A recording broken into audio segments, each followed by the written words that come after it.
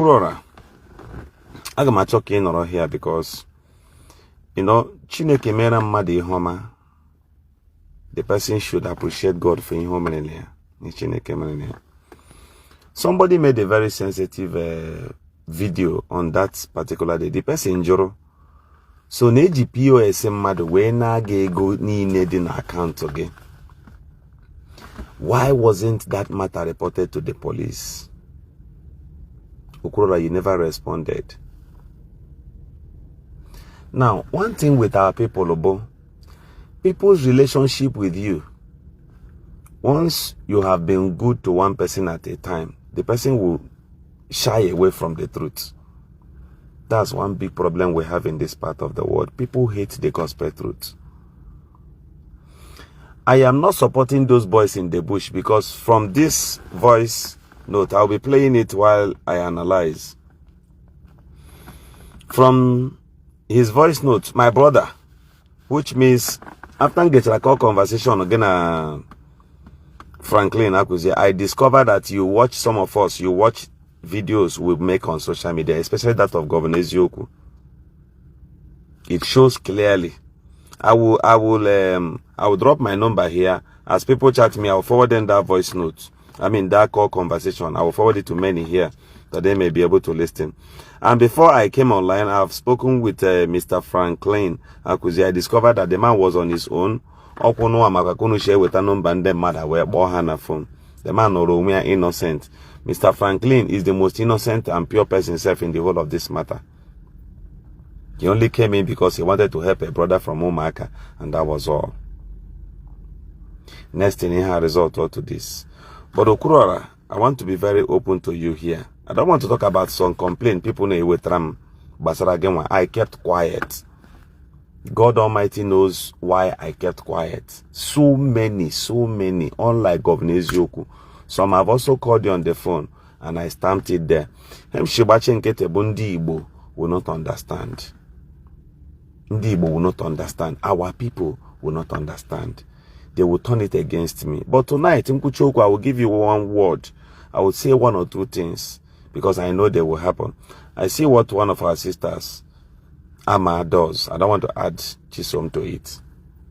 I saw what one of our sisters does. How she has been helping people to recover some things through you, from you. And people still goes there to bully that young girl. Everything that Chisom neku abuchahashi. And I'm saying it to you. You're a good person in one way. But Okwuluora, something is missing. I see backfiring one morning coming. That kept aside. Let me play this voice note. I'm going to make my number available here. Well, let me use this one and comment first. Comment my number here. So that this same voice note, I will send it to many people. Our people, Noro, the call conversation between the commander, the commando Moama, Borono, Mr. Franklin na phone, and Mr. Franklin. Again, the voice notes. People will be able to understand something.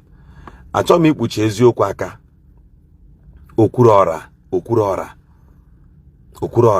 In the dream and I need something explain. People now, if I talk the way I should talk as Governor Eziokwu, tomorrow morning people will use me as topic. I got Eziokwu, my brother.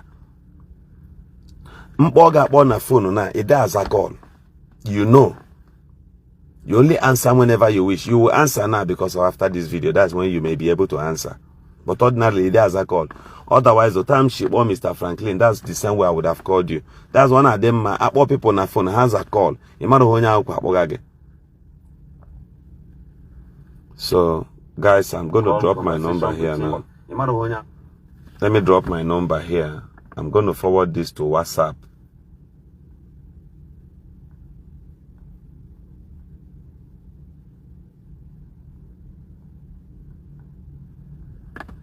(09064235745).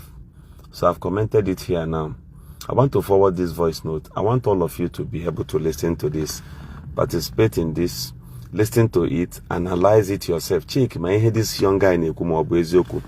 Then, in his comment, let's play the voice note. Here is his voice. Brother, good morning. Good morning. Yeah, Mr. Fine Man, fine boy. Are you Mr. Franklin by name? Yes. Okay. There's someone that sent me your number. Let me speak my language. I'm Igbo guy. And when I say your line, and I would like this thing I'm telling you to be recorded. You can put it in record, so it's important. Okay. Yeah. If you put it in record, let me know. If your phone is being recorded, just let me know. It's okay, man. I said, I'm like if you're not going to keep it in record with reason. Okay. No. Now, about the people should stop sending me message first. Stop sending me message. When I finish the live broadcast, I will be able to forward you the voice note, or you can use this number to call. Hence, I am on this program. Then you tell us your findings after listening to this young man's voice note. These are the people, the direct people whom Okwuluora said that kidnapped him. He is the one who called Mr. Franklin, the person who directed Okwuluora, who called the attention of Okwuluora to the situation of this Ikechukwu in Umuaka. So this guy picked the number of Mr. Franklin and called him on the phone and was like telling him his own side of the story, if actually Okwuluora was kidnapped or not. If Okwuluora was kidnapped or not. So the commander Umuaka is here now to defend himself on this particular call conversation between him and Mr. Franklin. Obiago TV, you're welcome, Honorable. So listen. Let me record it now. Okay. Hold on, my bro. Be recorded. Okay, my brother. Yeah, I got it. Record. Okay. Yeah. I'm Mr. Fine Boy. That is what is it Omero or something like that? Is man. Okay. Yeah. One of the commander. When I show you, I'm one fine man. Not if you understand what I'm saying. Okay. Yeah. Because this is what I'm hearing now. Something like that. Okay. Yeah, because that's why I wanted to debunk this now. I know how I got your line. Because I'm not going to contact Imo State. Umuaka, yes. Yeah, so Umuaka. Come direct to the point. The day, we have security in this side. Everybody know that and we bet them in Nigeria. Yeah. Okay. Yeah. We bet them. This guy na Okwuluora Daruru Oeba Umuaka. Yeah, he came to Umuaka because when he came, he lost, and how security is, any security personnel he lost about Oluku so tangible and Oluku somehow suspicious, you know. Okay. In the process, my boy is not coming that then when some healers will this side. We're thinking that maybe all those people coming to attack after him attack. You know, but the healers on the information we're having is the only one is one healers. But all than that there were email attack. They can't easily use one healers. Then we'll use more. The healers when they come is a more tanker. How many healers I will feel? But a more tanker will be like 20, 30 or 15. Okay. That's okay, maybe before another fire, I think I name innocent people. Something happened to them. Listen. This guy is the commander of the boys, they say the people in Habundo Muhammad. He said, I want to re-explain so far what he has said. He said that he got information that Okwuluora was making a video and accusing them. In response to that, he's now narrating what happened because Okwuluora uses he lost Takoma White. He says that suddenly that it came to pass that some of his boys called him on phone and told him that there's a Hilos entering the community. He said, okay, how many? They told him one. He said no, that they should not shoot. It might be innocent person. That was why they didn't open fire on Okwuluora. Get this point though, that was why they didn't open fire on Okwuluora. They heed to his instructions. So let's listen further. That's okay. Let them first check check very well. That whether they should check the information we have. He's innocent. And I'm sure this guy, you know, after this guy, that's Okwuluora by name. After they held Okwuluora, they looked at him. He said he is Okwuluora. Listen further. And then moving into others. They say I forward the name for me. When his boys held him, he said his name is Okwuluora. They forwarded the name to him as their commander. Now listen. They follow this guy online. I'm this guy. Happen here. Actually, come matter more the person now. Okay, I was like 30 minutes because what happened me? Abraham Tan. Mind you, this guy said Mbahaporomi na Abraham Town. He went to town. Now, collide this or compare this to what I said, that from Umuaka to Owerri to the government house is about 15 to 20 minutes. Now he said that he took like 30 minutes, that he is in the town. Take cognizance. So the governor of Imo State, this guy in Abia town. Njaba, Umuaka is under Njaba local government. His Excellency, the allocation of that local government is more than 300 million naira. No road, no electricity, nothing whatsoever. This guy comes to the town freely, he moves freely. But the army will come and start attacking our innocent mothers in the village. I have to be raw tonight. Manonya in Abia town. Onya Jifunia, where Mr. Franklin Akuzia on a phone, and when they queen and they record there. He even said that he's on TikTok. Did Okwuluora go to the police and report to the police authority? Okwuluora.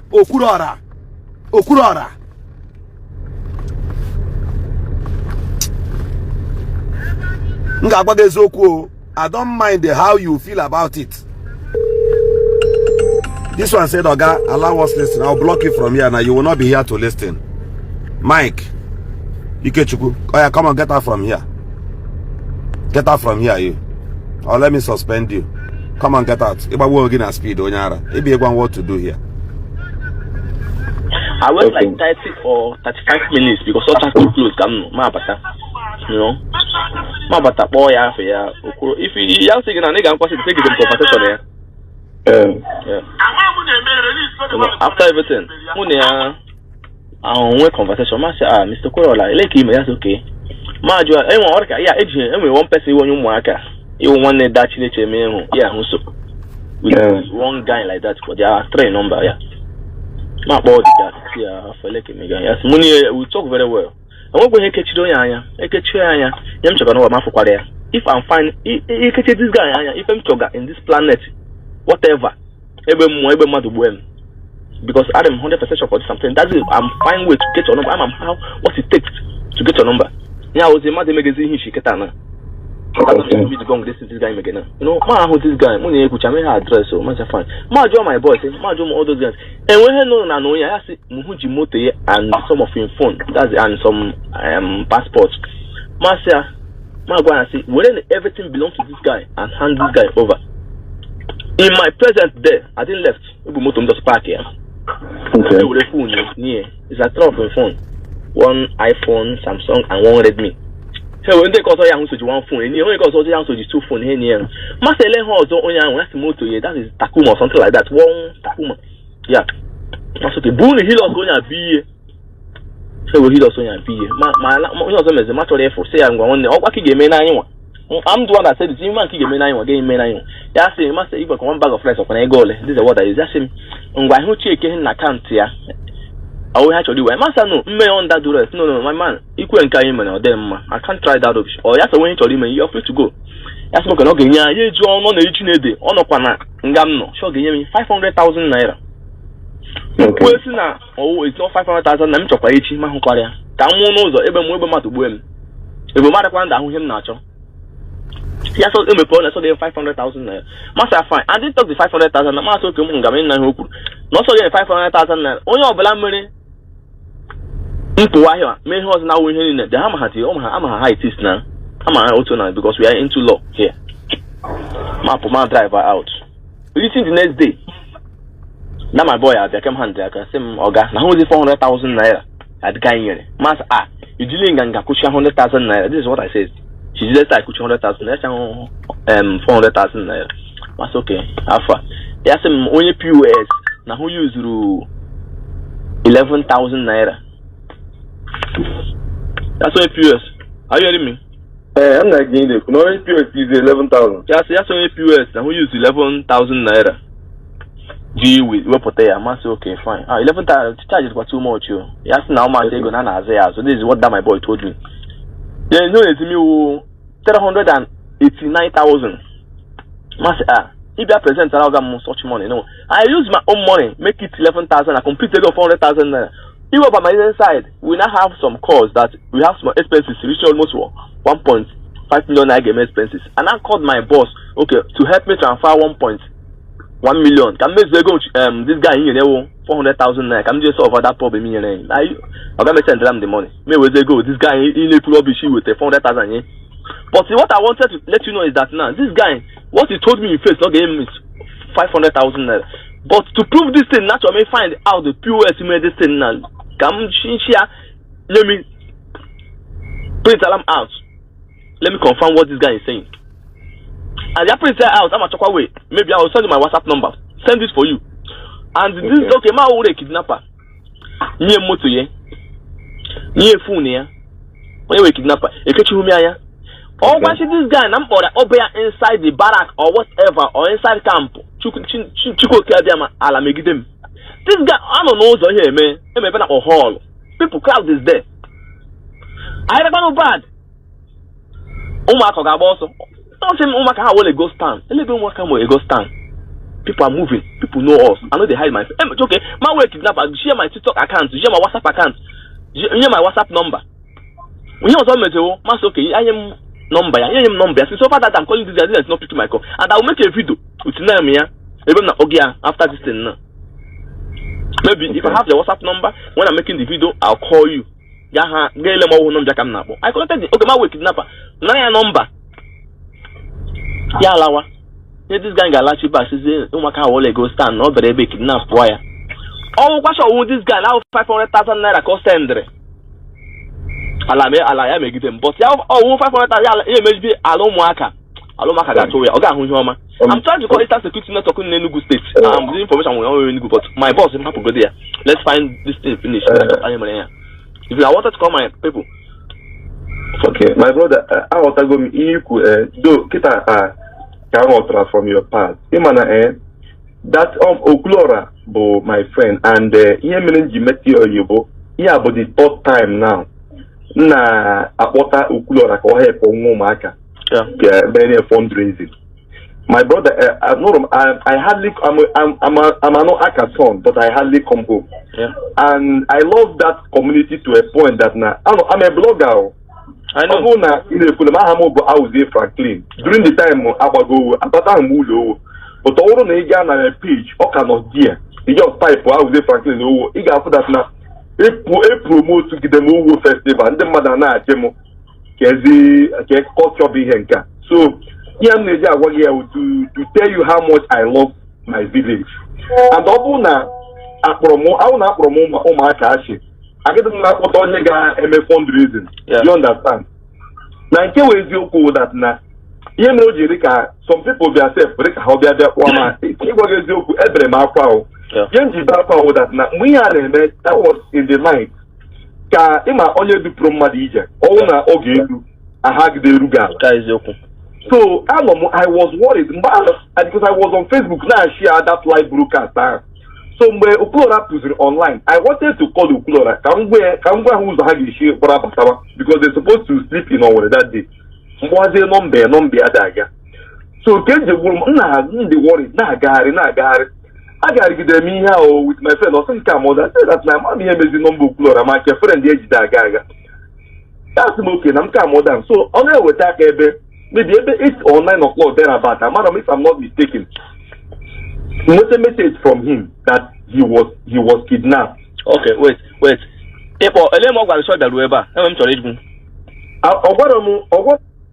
While we'll continue this, listening to this, if you come here and type any abusive words, if you abuse Okwuluora, I'll block you. If you abuse yourself, I'll block you. If you try to insult me, I'll block you here. That's my discipline. I don't joke with it. I am not begging you to come here. Are you listening to me? You don't need to insult Okwuluora. You don't also need to insult these guys. Finally, you will hear what I will say. Then if you have something, if you have a question to ask, the numbers are there. This particular number I attached there. Where did I keep down my number now? Okay, let me pin it. The number is here. You can call and make your own contribution, because I believe these guys are listening. I believe they watch what we are saying here, and Okwuluora watches it. You will give me onya na me here, and you sure the onya more man and no life. So you will say your own opinion, but make sure it is civil. This thing not easy. This thing you see here is not easy. If you come here to insult anybody, I will block you. Are you listening to what I'm saying? Clearly here, I want to let you know that these guys, no matter how, even if Okwuluora lied against you people right now, the truth is that you don't have any right carrying gun. The Igbos can still build. The Igbos who goes about developing all part of Nigeria did not do it with AK-47. We are not fools. We will get and achieve the best of our empires. Even if you have any dream, of disintegrating out of Nigeria or thereabout, you must not do it with AK-47. That is my own philosophy. Because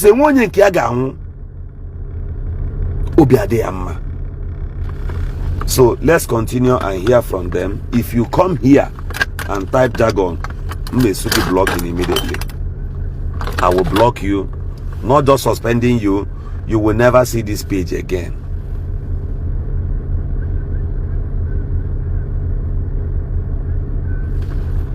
You understand?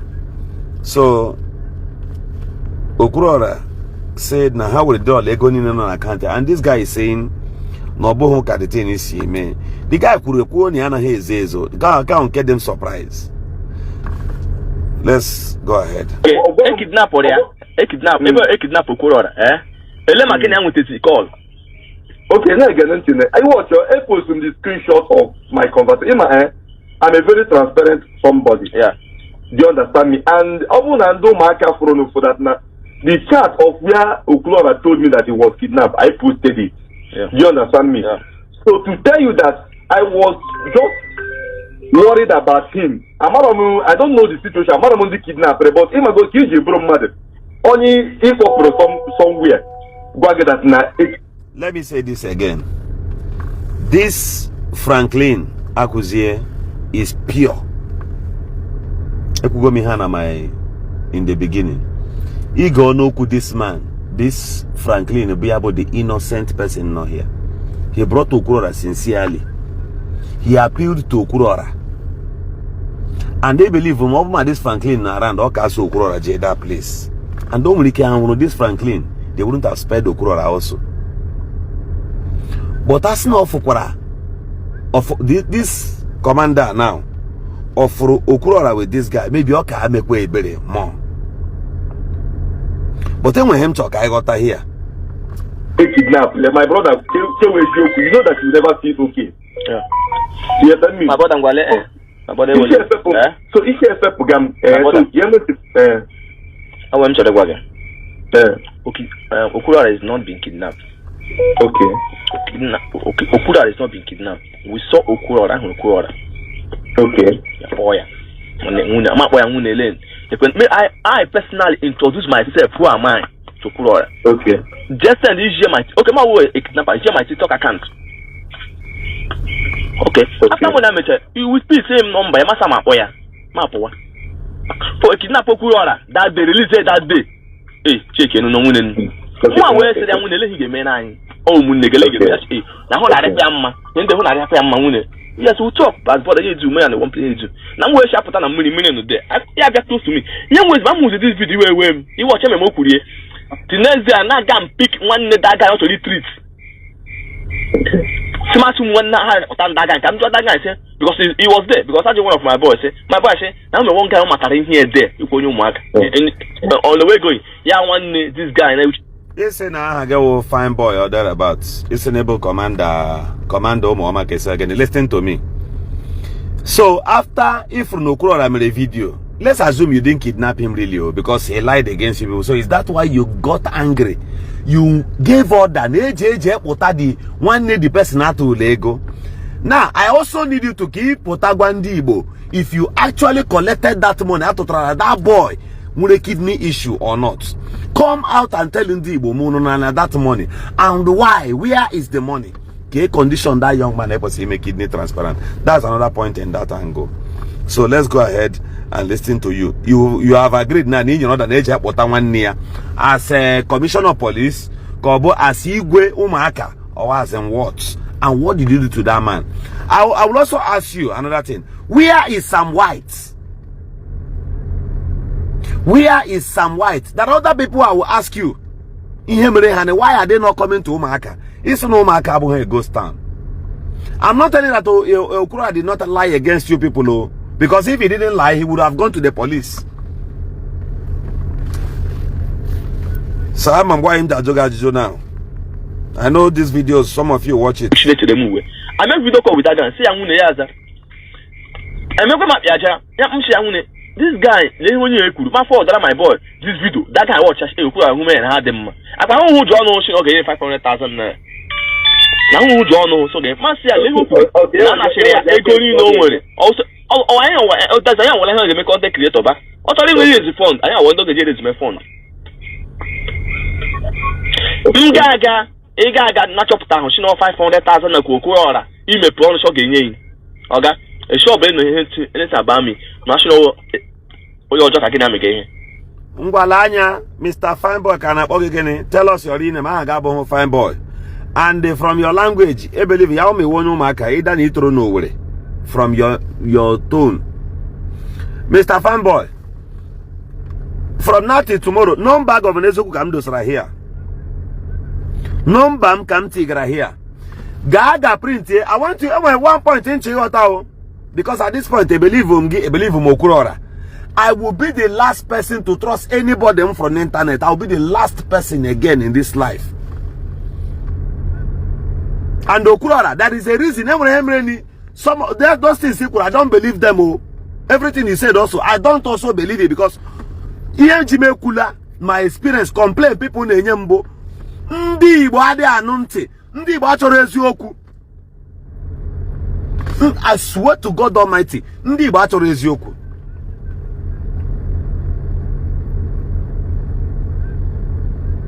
I want to everybody here now listen to me.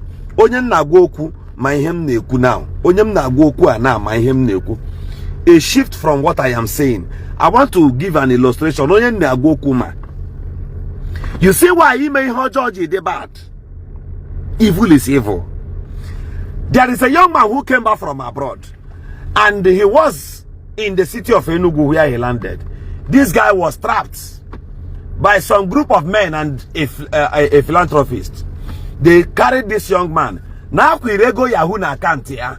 Now the guy got provided the money. The guy seen what they got with an account here. He treat this boy. The kind of thing he treat this guy. We're now 3 million naira out of his account. That made me. I looked this guy and I looked this earth. I decided never to trust. If you like, preach before me, chop Bible, swallow him. I will never in this life trust to target 100%. You do it on your own.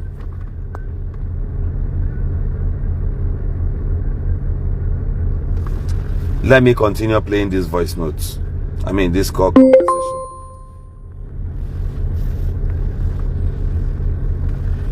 My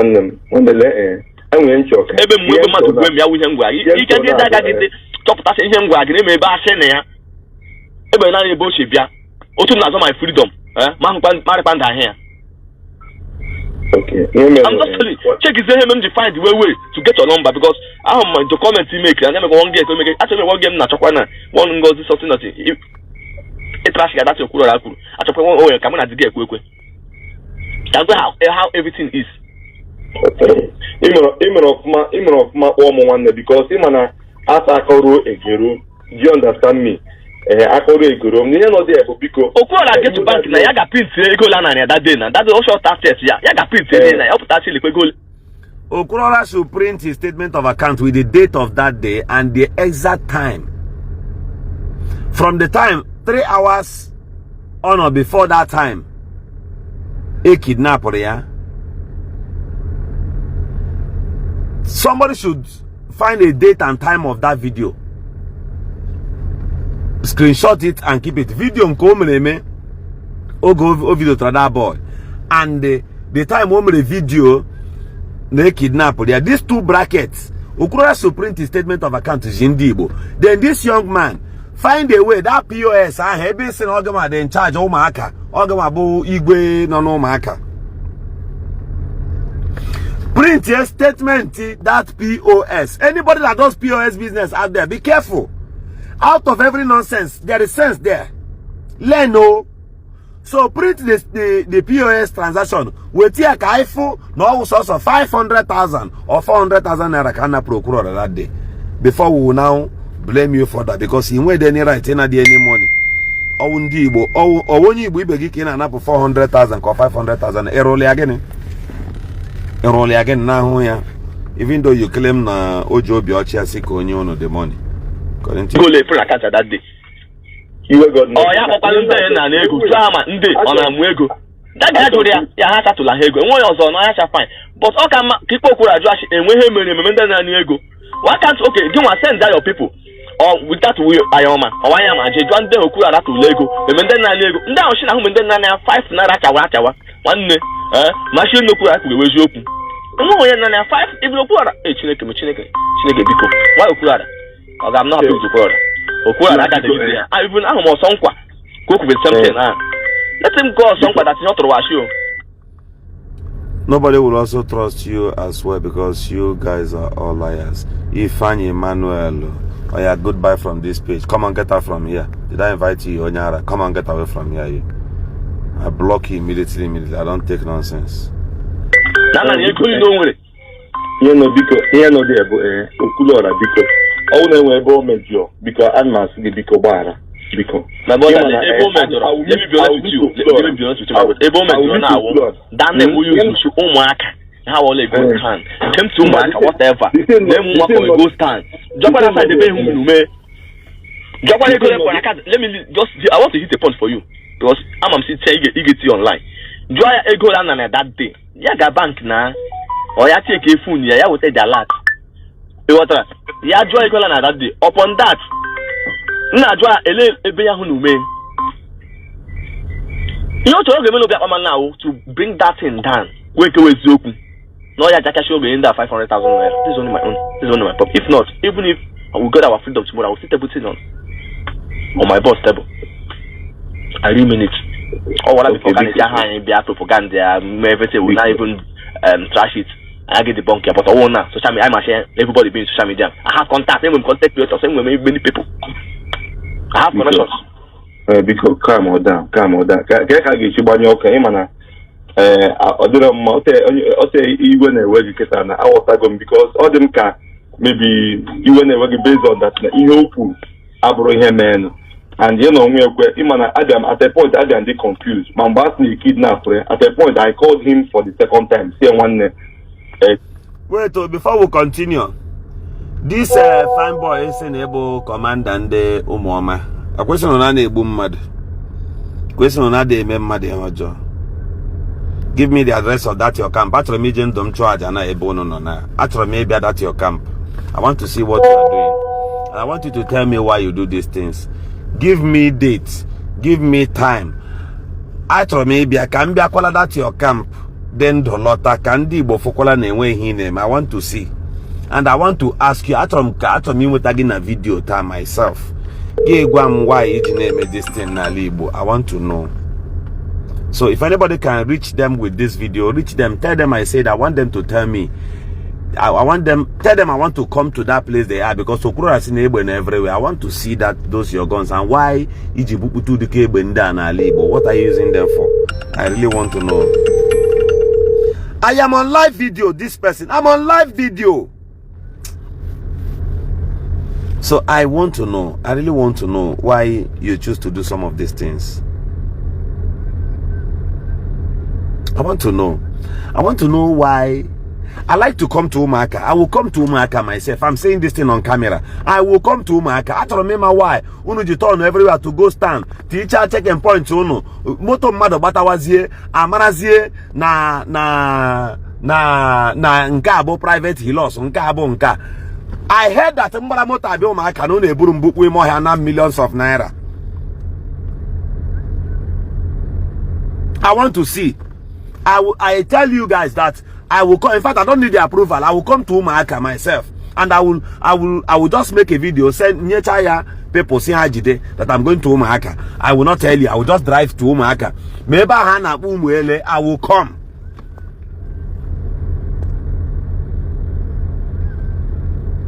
Why are we turning our state to this kind of things?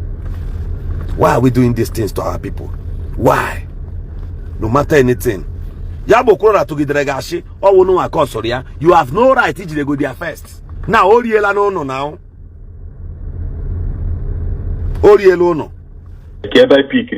Also, repeat to that now he was kidnapped in Umuaka, which I was a little bit confused, even to a point also from that now. That guy, one day, Charlie, I think Charlie that night they also came and pick him. He was, I didn't pull that. Maybe go young Moti, near all him belongings. And I go man. Yes, Takuma, I was maybe Kita you, my hand is a Koro Egero. Opening our one Kitana, I'm very, very happy. Matter how happy I am, because sometimes on a book.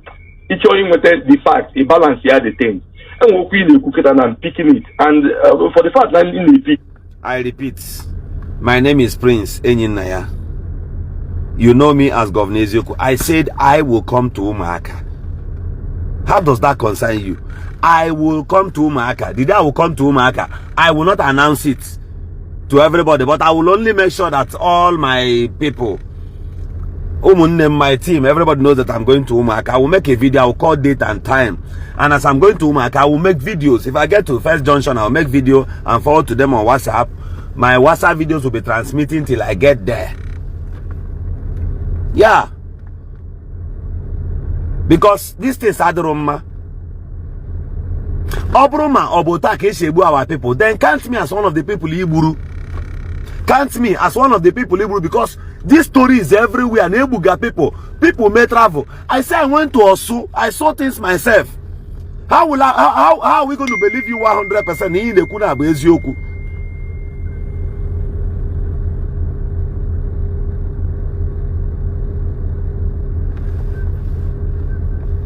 The commando Mama. Ndatira CCTV. There are people in Umuaka who have CCTV in their compound. Why will you go to remove CCTV in people's private compound? In people's private compound. Or them, how? Why?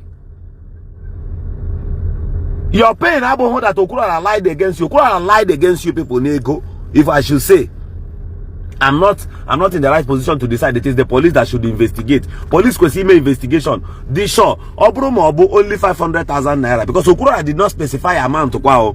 He only said negoni on account here. So when you get on account here, so that day will be that amount. Except if bank can tell us the exact amount on account here. Okay? That's where we will know.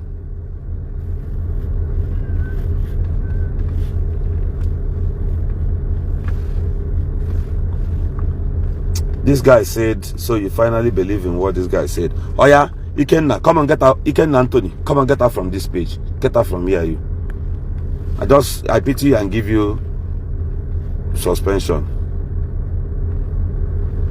If I see you here next time, Maggie, I will talk to him. Nobody has monopoly of wisdom. What If you guy nazo, guy na Juwa happen if you happen, Juan there ya muso be all those persons so be. Because there was everything happened in the present. Okay. On you make so just for all friend there near Maya cool that Sagban Eziokwu. Play this my voice. It will get put in your share.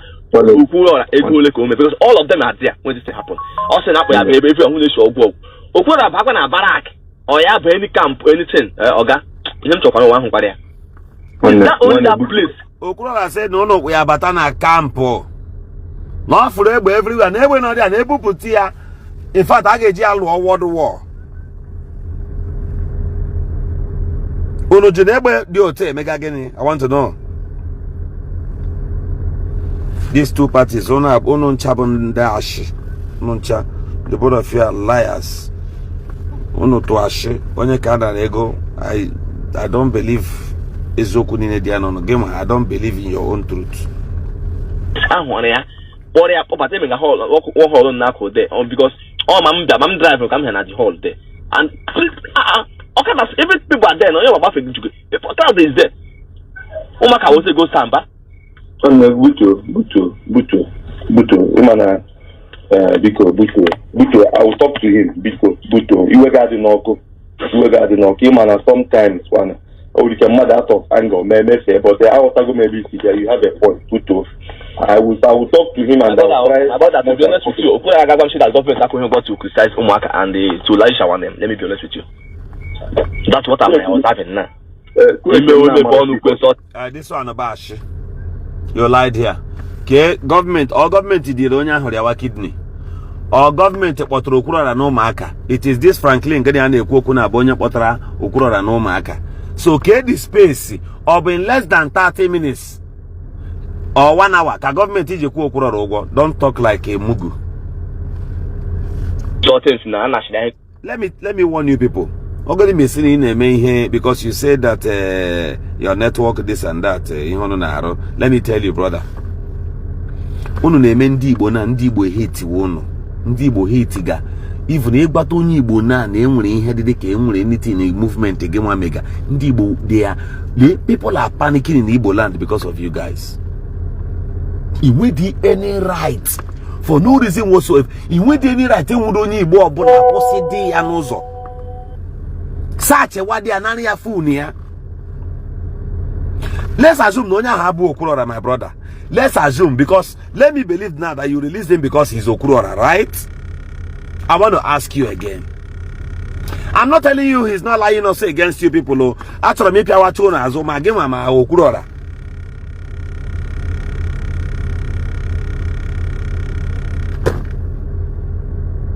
Let's assume no buhu Okwuluora. Let's assume no a private individual, but a job agenda or when one or town and the person is Range Rover.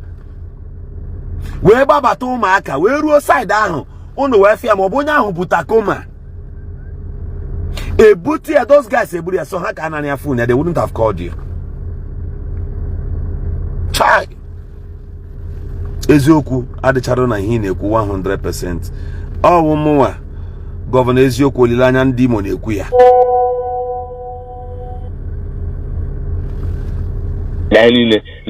Okay, kidnap again.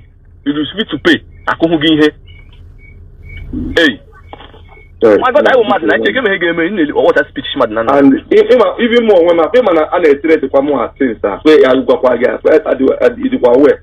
A lot of people, because of this, they're very, very angry with Okwuluora. Man, they themselves, Burupe the anger transfer away to me. If we don't make the boy team with I say one guy, it's already a long one, so place in Hagabe because of whom they are alone. I don't want to catch you. Say now, no small land.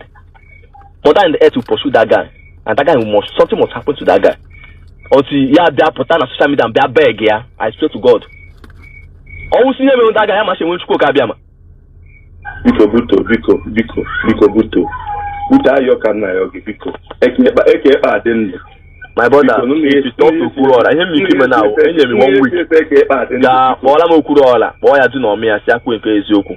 Ya be at the compound state. Mara. I'm about we found people go, but you know, what kind of people? And where be name again? Because actually, you could take on that ground just Bara, Biko, Bara. Me no from Biko Bara, Biko. Biko one bara. Don't do anything to harm him. Just bara because I'm also no kita no only a lot of enemies. I also from Umuaka. From Umuaka because him no one at all. My brother, young enemy. I just came with the enemy because young enemy. Let somebody who do me for one leg or up or say or one young one. Made them introducing them. I'm going to him made not the easy. Yeah, my boy, I took him 500,000 naira. 500,000 I was I'm with you. And this in a 400. When I video na Korean, na video nge. When I were in Ndako, I say, oh, kidnapper. That head, none of them you forgot them for. Almost kidnapper. Hey, one day before you come, I get killed. Kitchen, good bobo. This guy, I say, now I say, if you could ever try, I got an enemy, I got him, we look at. Look at Bara, Biko one bar. I can you. Each of us say, yo, Biko Bara. Nah, Okwuluora, Okwuluora, you self, he dey funny you. See, while would they blame this side, would they blame this side? Okwuluora, you dey funny you. See, as they carry you, you begin the shout to say, may they cover your eye. You know I see your enemy. May they cover your eye, I beg. Bros, change your compass. So now for phone, I for call you, holla you this thing. But the problem is, you know, they pick call. And you only pick only when you feel like picking. They call me here now. I don't live video. I'm not ready to do this kind of thing now. I'm on live video. You shouldn't call me when I'm on live, okay?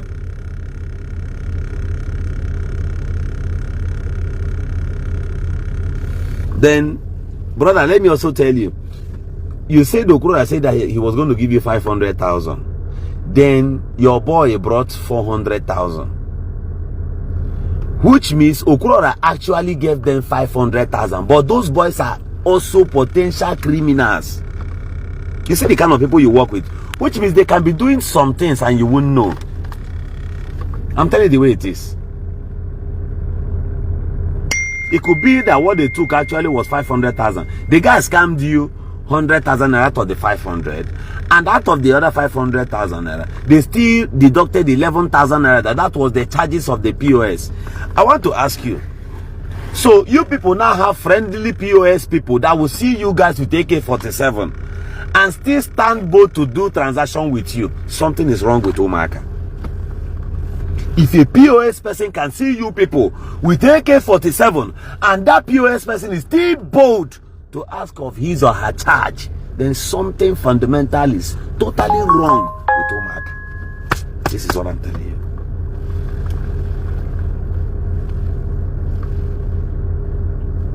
Are you listening to me? If any POS person can be comfortable at the front of AK-47 and say, hey, if you withdraw 400,000, our charge is 11,000. Kai!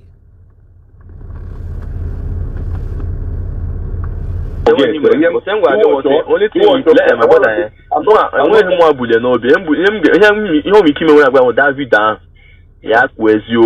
my own concern. Osokwa ku get that thing. Osokwa wey umuno ha some yes. If you don't mind Osokwa the videos ndo post here ndo fula ni make kaka. Omo but o ma show edime post edime WhatsApp number dey post but o ma show omo. Omo don't go this some of all those things on my video game. It's to get now but o ma show omo. Because you ma dey you know about you ojo na dem mma. Eziokwu. You know what fula na doing. But I'm fine. Na ni me pe na get when dojo but as far as I'm concerned I will not allow something to happen. Eziokwu. For the fact that I will talk to Okwuluora. Okay, if you know Ghana call that thing. Ghana just Umuaka. Umuaka the whole entire Umuaka. The minute I look at kidnapping Umuaka or look at a single Madufuru, you can pack your machines. We are here. You can pack your machine. You give a machine. Your machine is there. But all that place. My brother, if you are watching this video, there is somebody I attached his picture here. This boy Anania machine yesterday. Cause the day before he started in Umuaka, he way babu this boy. Yeah, it's an America parking machine here and just go anywhere and sleep and come back. Tell us about this guy. Tell us.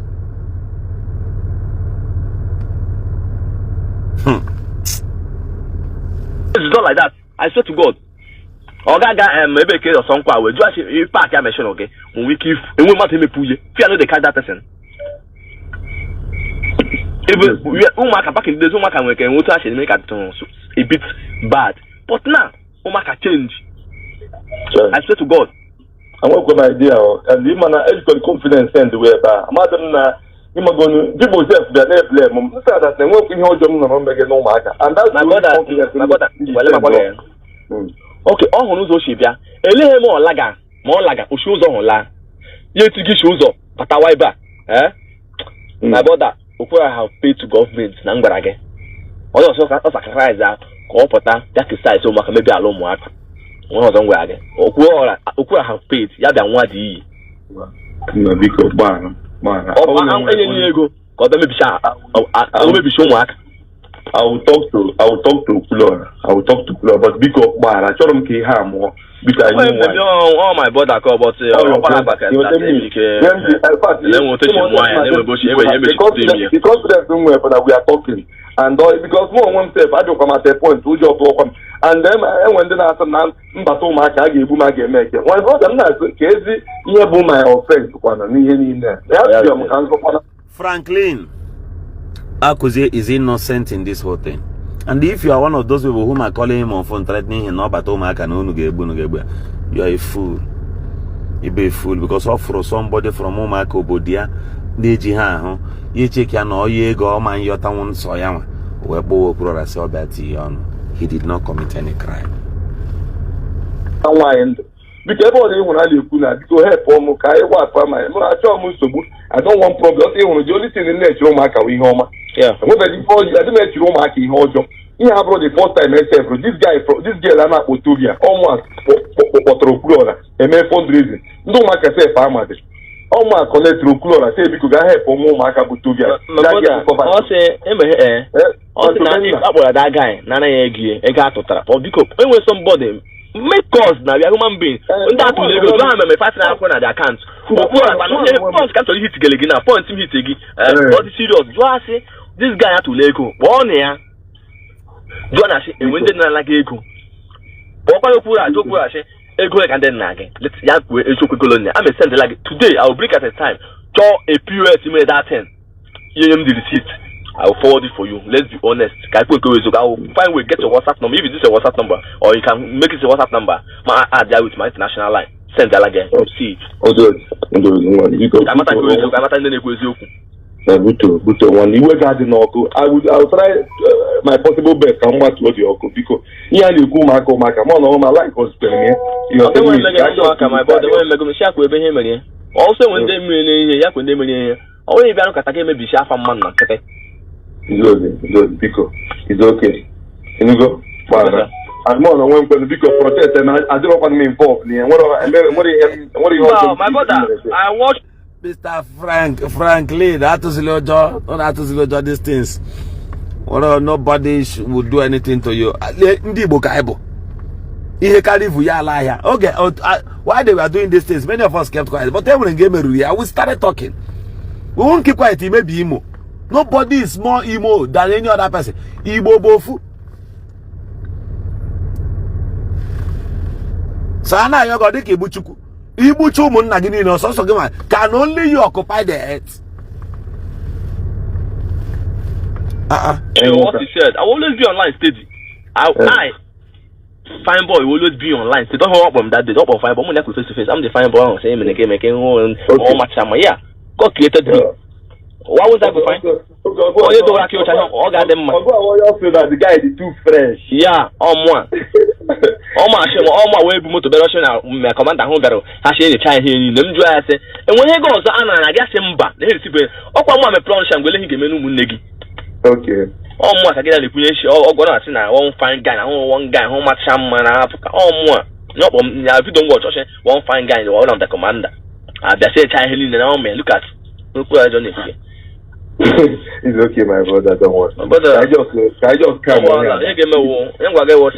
I call, I'll hold your line. And when I called you, I asked you whether is your WhatsApp number. My gabaria for that game in the POS. I'm a behind me, but I'm a top of that today. When I'll be sure taking all my time, I will bring it and forward you the account. My gamma saying 500,000 could be more washing away show.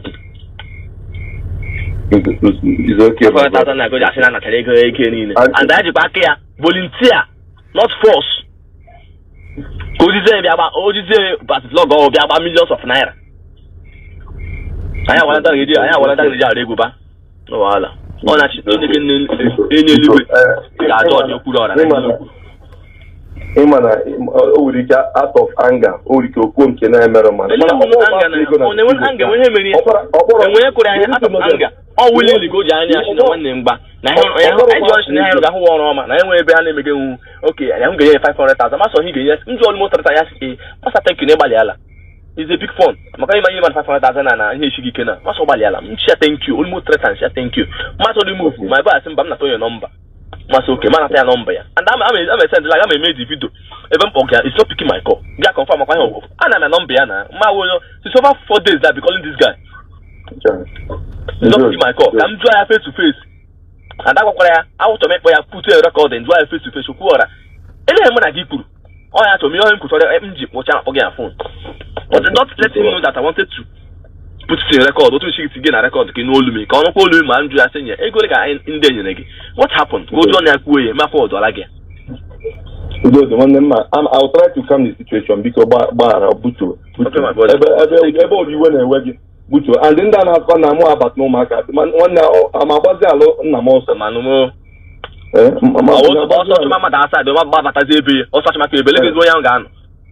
Because I come wipe all my name. I won't have on the battery record because no. My brother, see, I swear to God, and when question on the battery record or whatever, and I watch him here, when we make anything about my brother. And what I believe in Obi, what we want is our freedom, nothing else. Okay. Even though you or him that booking them have their hand. Okay, look at this side. It said any kidnapping man stayed the bank. After everything, now I watch our strength. 11 months, not only Lily. Now I was strength stop all those things. Villagers are happy. Umuaka, you go don't do Umuaka, and when you look at and when you see kidnapping, no Umuaka. All you got to go say, but on all that other places on name. Other places on name. Yeah, I'm sure I for Joe. And you may home before I got for Joe. No man nan Carlo, you may get about freedom here. Our leader. Yeah. I'm okay about them, but now everybody my home again. Oh, Eziokwu. You right here, I got to go your job because I'm actually you're benefiting that bad thing. On the get benefiting that bad thing when they get criticized, my good thing somebody make. It's true. I'll try to reach him because come on down. I don't want to I got more for long because I just like I call to Kennedy. And when you need that one, Okwuluora and say the truth, and your truth will only thing set you free. This is what I want. I'll talk to him. Okay, my brother. Yeah, bring it up. You don't want down. When Eziokwu. Oh man, can I chicken again? My get my debate. That means also that thing done make a mesh. So also make Chukutoriji a boy to let Chukuti and maybe Okwuluora hand on him. Yakwe Eziokwu, when you be a neko. Kidnapping Ikurugi. Na unlike Motogi on Funugi or film or make a but now you're going to get up. Or showing it for my people in the game and for your family. Hey, Chineke man. Anybody that they release that day. Do you put aside that and short name make a shikashi or no Macacomelegi or what's that no way back Comelegi or back Comelegi. A drug to put aside main road. Gash bye. Kidnap and I'm going to be more. Nah, Chineke Okwuluora. 1 hour. Now, which means soon the JK-47 do give them mad do ya main road. Nah, 15 minutes away from the government house. Do you know that the governor of Imo State, you see that Abuja-based governor? You see that Abuja-based governor and those people they work with, if you see any idiot who they say they work with Imo State governor, that is a, if you want to describe as a fool, just any of your community person or any of your LGA person, what they say be commissioner. That is the normal sizable picture of a fool. 500,000 naira. Now the commissioner salary, commissioner for Imo State.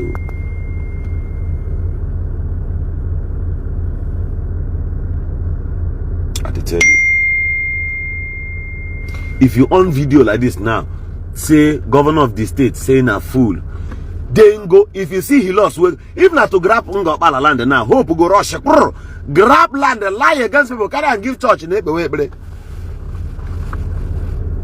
cheat. People don't, they mad hate the Eziokwu Nandoa. That is why, if you find Igbo, just may for the sake of humanity. Don't do it no Igbo. Don't do it because no one Igbo.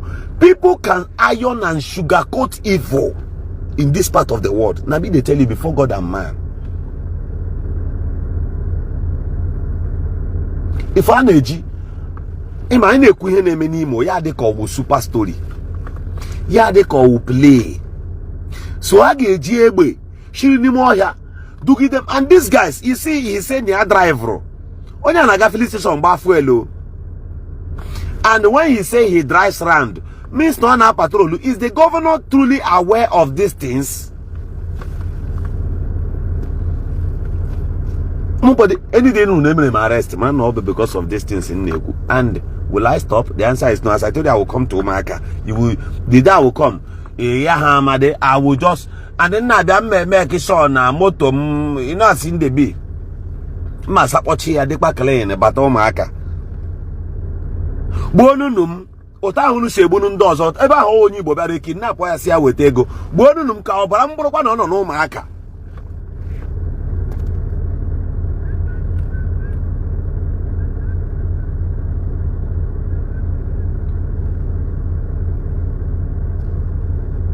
This thing soon name it will a series of complaints. So you are not a criminal, even a kidnapper, as you said. The only side the more I believe Okwuluora nobo. Uto say that our wife pregnant on account here, that one about shit. It's a lie. But name evil activities there. You guys does it because you have no right. A crime is a crime.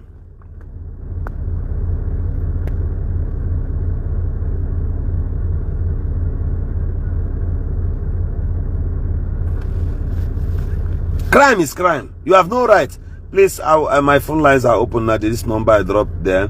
You can call and tell us your findings. Only but 5 persons. I'll take only 5 calls right now. I'll take only 5 calls right now. I'll take only 5 calls. Only about 5 calls. You can call the number attached there. 090642357 and 45.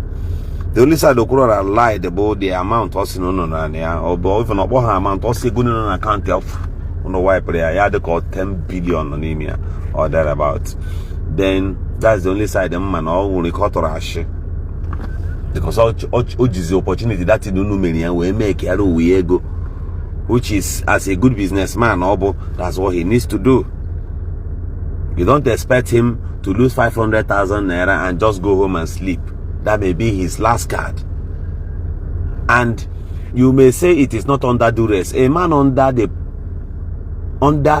gunpoint. Till today, have you seen the government of Imo State make any statement to this thing? Anybody is right to accuse you guys, don't know they are aware. My name is Governor Eziokwu. Hearing. Hello? Governor Eziokwu is my name. You want me to put it on loudspeaker? Okay. Please go ahead. Yeah, I'm not Igbo because I Igbo kids. Because what I'm Igbo want them. Then, the guy na say na Okwuluora 500,000 naira. Okay, you know Okwuluora get that 500,000 naira. The truth of the matter here, Okwuluora nyere ground to fear because all na conquer those guys in Africa. Yes. Yes, they no learning them to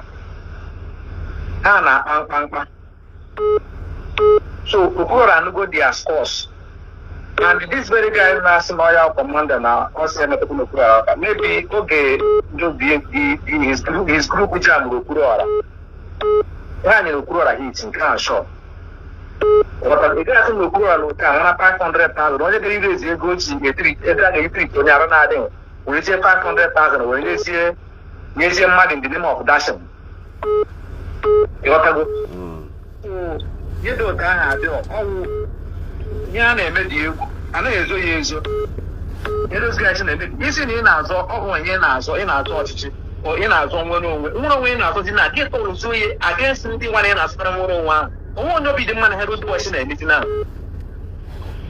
Only one especially that thing still when you go to gas, those guys in the name of Anna as Anna. Obi the more. Because how come go the thing upside down? They messing up. Yeah. Remember, you say all the very parts. But those guys may make all the Yana say, and when he shot, when you not support before, like contributing is that edgy with it. I went down over Anna before, know how one day Anna practical, you know, of Rihanna being a possibility any would be by hand. But if I say, I'm not didn't actually. Then, person had a mission at villages as an idea. The villagers now watching those boys. So, those villages now are never have a good one in Ayah. When it can happen, maybe, okay, we as a group, an elderly man, maybe husband or wife, give by more in the name of an water.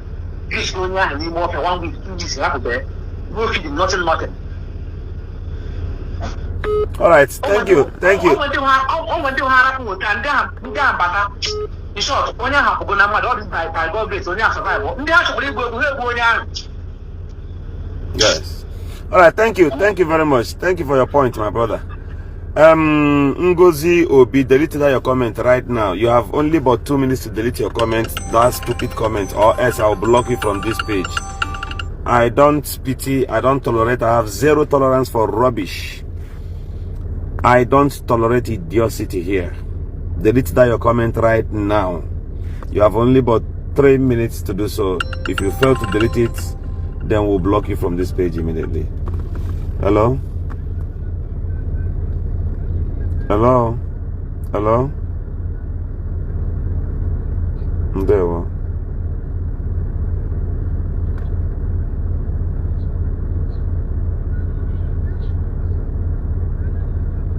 Chere, come to you on a loudspeaker, please.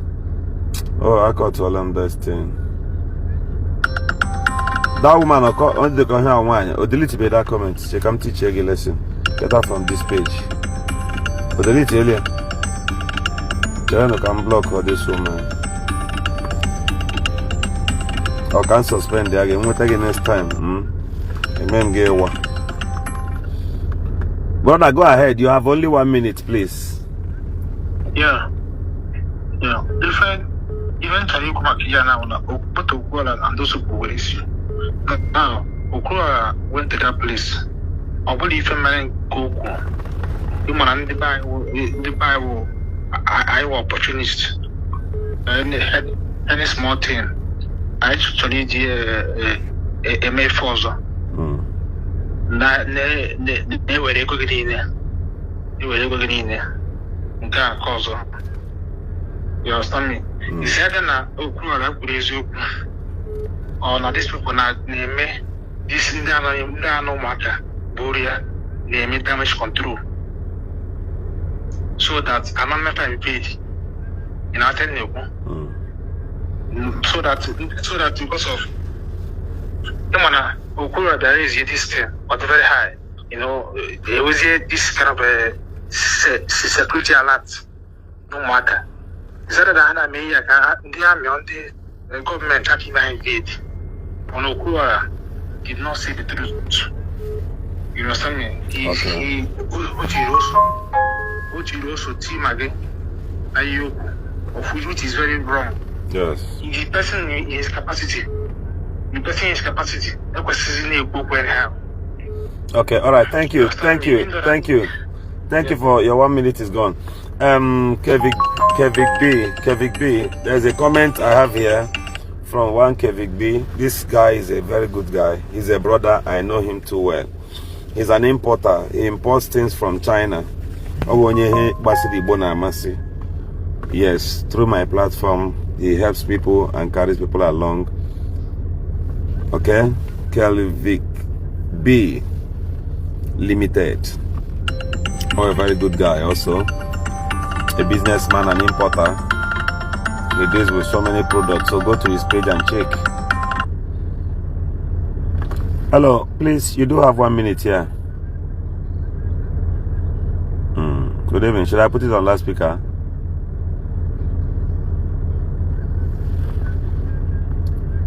Okay. Hold on, my brother. Before you go on, just 1 minute, but just hold on. Please, Okay. for those on the comment section, somebody just commented here, you decrease. How do you know that he's not saying the truth? You are referring to the last caller I had here. If you try this and in 1 minute, if you fail to delete this your comment, any moment you abuse anybody or even me on my page, I will block you immediately. That shows that you're not responsible. Delete it in 1 minute. Please go ahead, brother. Caller, please go ahead. You have 1 minute. Yes. Imana, this Okwa the inform of that most of us actually live in there. 99% of Umuaka Ekwe Umunduba knows that Umuaka is not safe. Umuaka to Ekwe Isu they did say that is the only place you can find people. But Umuaka down to Ukwaji, ask either of these persons supporting these atrocities if they can drive from Umuaka to Ukwaji. Then, if you doubt, you can send someone there tomorrow. Hand over that GUO park at Umuaka there and look towards that road if they will find anybody or any store open within that area. Please, sir. It's all. You know, I'm the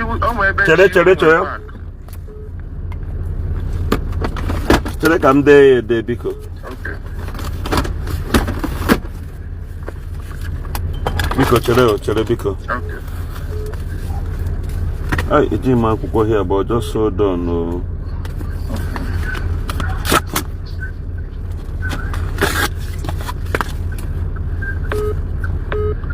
It's all from GUO. Yes. I will show you now. By the right hand side, that leads to Ekwe is very safe. But at the left hand side, even where GUO park, just watch down there. You will not find yes, the man for any shop will be open there. So most of us see from neighboring communities, Okwuluora and Eziokwu. But it sounds funny. Why people decide there that they it's that road down here again. From that Umuaka to Ukwaji road. Ukwaji, okay. Joining nobody Umuaka or she within Ekwe, Umunduba, if they can die from Umuaka to Ukwaji, the answer is no. They know it. Most of us that are from this neighboring community, we drive down to Wele. Then we now Batazi back just to avoid that particular area. There is nobody from these neighboring communities that doesn't know that that place is a no-go area. But the reason I just support here, I have listened to Oni's comments.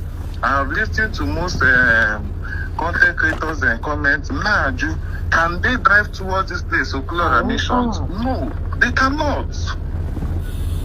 So why are they being technical with the truth? Why? The thing, this all quite the same thing in the Mendebani, There is no, you cannot say the truth in this part of the world and go scot free. I'm telling you. Okay, for that is enough. The Eziokwu not there, Boga. Okwuluora Jato the thing, and then those guys to make Ashik have to defend themselves. You understand? Yes. These are two partners. But Obo, only no crime unke haka unde ka huno yama afo. And the guy kuru here that he later ordered his boys. Na haga muta one the person is illegal.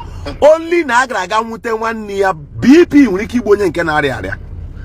Even most of the transport companies are not there, like GUO, PT, Jesus is Lord, and one vehicle that is on Ekwe Motors. Everyone about Wokudo. They avoid that road entirely. You know what I mean? So, when most people now be a burial, now our side last year, no question, they released some within that Umuaka road down from that Umuaka to Ukwaji. They released that some, later heard one person. See, today, I'm a mother person, Dendu, or the person of our Commander, you watch this video. Why you hear that person? So, and my brother, Commander, he watch this video. Guanani Brigadier called Field Marshal Kana Boge.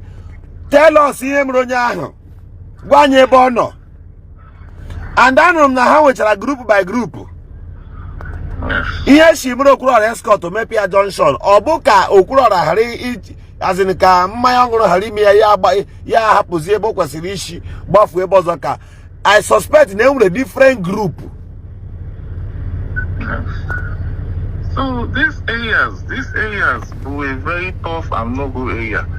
Anybody from that neighboring community now support to this atrocity is either they are gaining from it or they are part of it.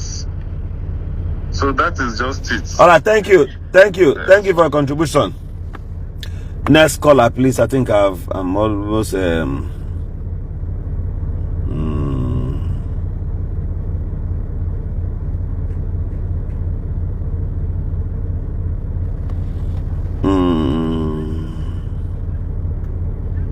Charles Budekalo. I think Nosonko made some statements regarding this Okwuluora kidnap. Please let us also make some reference to that response. Okay.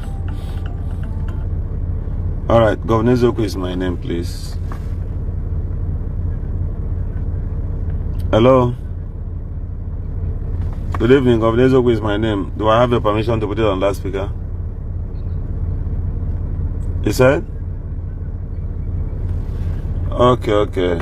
And we'll give you 1 minute. Just 1 minute, sir. Go ahead. Okay, no problem. Yeah, good evening, my people. Anyway, I think this issue is... Hold on. I am on live section and somebody just typed Governor Onyoshi and the person deleted the comment back again. Some of these idiots, you come to my post, you comment Governor Onyoshi.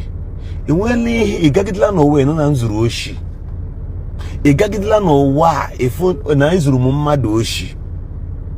You see, enwere some things in the Igbo anyị na-eme, some of it nlecha ya anya ndị ọsọ gbache nkịta. All these inwete gị. All these inwete some of these idiots. Within 15 minutes ejila maka even kugide gị ga hospital ga nọrọ. And some of these things, I don't know Mahana commented from their anus. I don't understand. It has to be. I don't know. Yeah, we record it. Even Mado Onyoshibu, over a very heavy statement. So I apologize on their behalf, you know. Let me wait for such comment again. All right, go ahead. Okay, I apologize on their behalf. You know, frustration is dealing with some of us.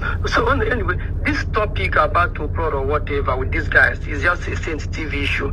I assume that at this moment, police have to launch full investigation into what actually transpired.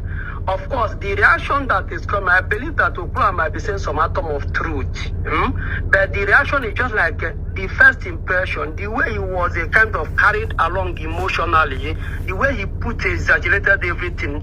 He now created an avenue that, you know, because the way he narrated it, I was thinking that they hardened the kind of people that the nature of the kidnap is just, you know what I mean? Just like maybe they must have taken millions. Any money matters. 1,000 naira is a big amount of money. But the way he exaggerated it in another dimension altogether, that is why people got a kind of offended in whatever Okwuluora said. And that's why people cannot be able to see some of the truth in whatever he dish out. I don't know what transpired, whether these guys are security personnel there or whatever. I know that sometimes if you are passing some places, the security guy might call your name. If you want to have 2,000, something within your range, you can just give them. But not taking them to POS at the end of the day. So what is the government of that state saying about this incident? You know? But let's not blame any person that is saying that Okwuluora is guilty or the other person is guilty, because both parties are guilty. It's just like they played each other game. But it's unfortunate that something will happen. Someone else, even a victim, will come out and use that avenue. They stole money from, let's say, innocent people.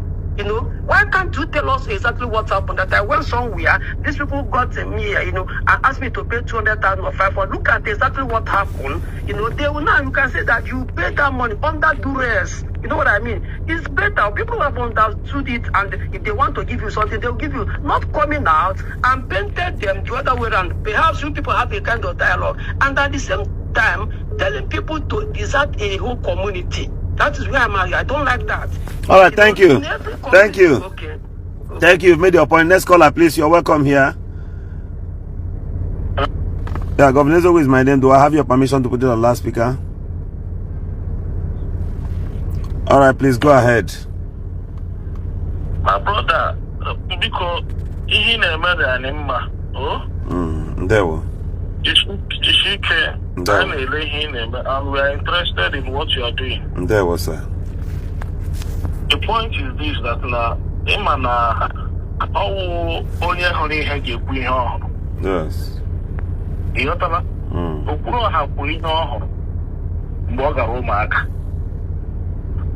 so onye ọbụla ga-apụta na nwere ndị kpọrọ ya ụgwọ nwee ndị ọhụrụ ya n'anya ya magara ya ma ahụrụ wadụdụ m sekuriti community mere establish ga-ahụ mmadụ nara onye a 500,000 iso oji obi enye ya ịdị awe na ọ bịara bịara eziere onye na-eji ha ego onye na-eji ha ahụ ego ụlọ dị awe ọnwụ na ụlọ ama. Then he will be put like a POS, not 500,000, half a million, my brother. Because no, sometimes when you go to the I'm going to go and see the new Tigo, so Tiga might Tiga can need it. When you go to the HG, I want to carry you did have on there. How will you feel? Because no, I know one yaka. Yeah, a very big issue. The whole world, they follow this thing now. You cannot come here. Yes, I know. Like many people that watch the thing. I know about 100 people that I know that are watching this program. You understand? The point is this: let us try and help. All right, we lost him. Thank you. Thank you for calling. Thank you for calling. Your opinions are clear. Yeah. Osaka. They say my brother went through that road of Umuaka A-line road that leads to Ukwoji, and he never came back up till now. More than 5 months. Jesus. Brother Osaka, just find where and call. My name is Governor Eziokwu. Good evening, my brother. I am on live section. Are you aware? You like me to put it on loudspeaker? Okay.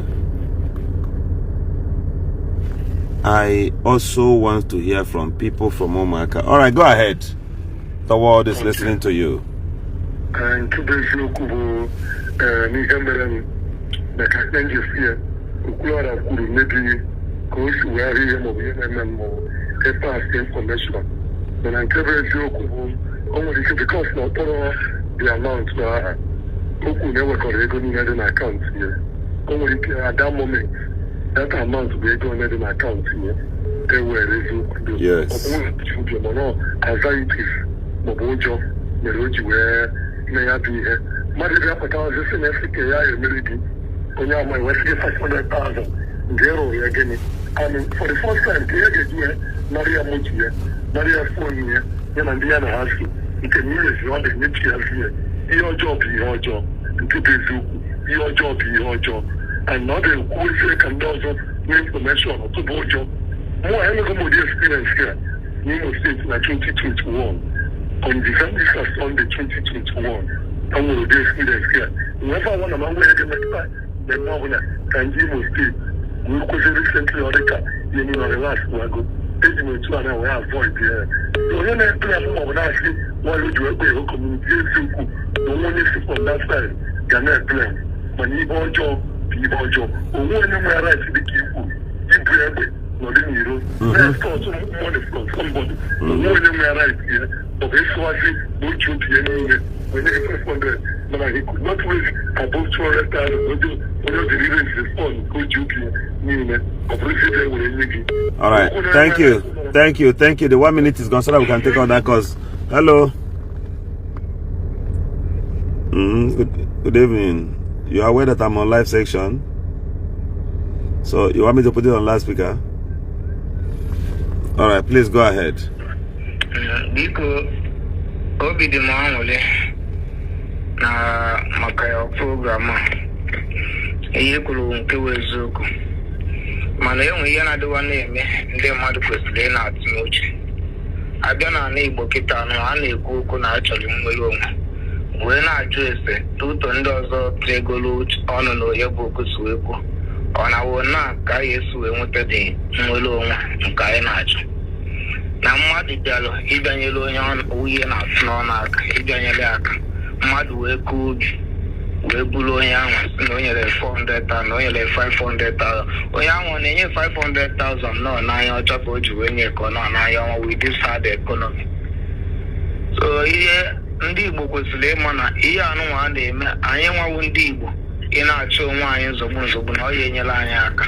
So afụka na nke wee eziokwu ka ekwuo nke wee eziokwu na mmadụ ihe anụnwa a na-emekịta ka ụdị ndị ọchịchị ndị na-atụ na fa na-achịkwa obodo ọkwa ha dị against Fulani herdsmen ọ wụrụ ịnọ nwanne gị nwoke gacha ịganyere onye ọ na-atụ n'ọnụ aka ọpụta n'ụzọ ibulie wee baa ime ọhịa si na onye gị 400,000 na 500,000 ya wa aka ọ dị nwekwe ka ọ dị ka ọzọ ị na-ene anya aga na otogo eji ekwu okwu dịse nsogbu anụ na-aga n'Imo steeti wite ọrụ na ụmụaka ịba onye gara ihe ma ihe ọ fụrụ elewe anya na nke wee eziokwu dịka otu isi wee kwuo otu ebe ekwu gị gbadara okwu enwere akwụkwọ ebe Okwuluora kwuru wee okwu azụ n'ekwelu nke ebe okwuru wee eziokwu mana ahịa na-anya na ahụ emee na Okwuluora wụ ihe gara ome dịka otu isi wee kwuo apart from na Okwuluora wụ notable icon ọkwa n'ụlọ ọdịnala mmadụ wụ ihe gara ejọrọ akara mmadụ si obodo oyibo wee bata.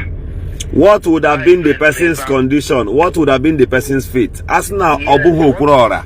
Yes. Let's assume Okwuluora. That person would have been kidnapped.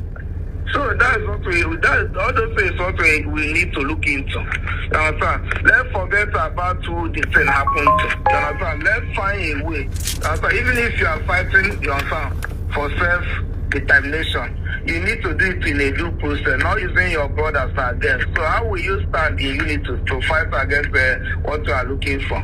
Thank you. So that I will listen to other people. All right, next caller, please. You're welcome here. Hello. Next caller, Onyenka. I just pick a call. On our watch about Hello. Hello? Yes, please. Hello? Reduce the volume of the one you're using to watch me. I'll take a surprise. I'm going to call again. I'll call to all my first. Olilanya. Indeed, have you shared this broadcast anyway?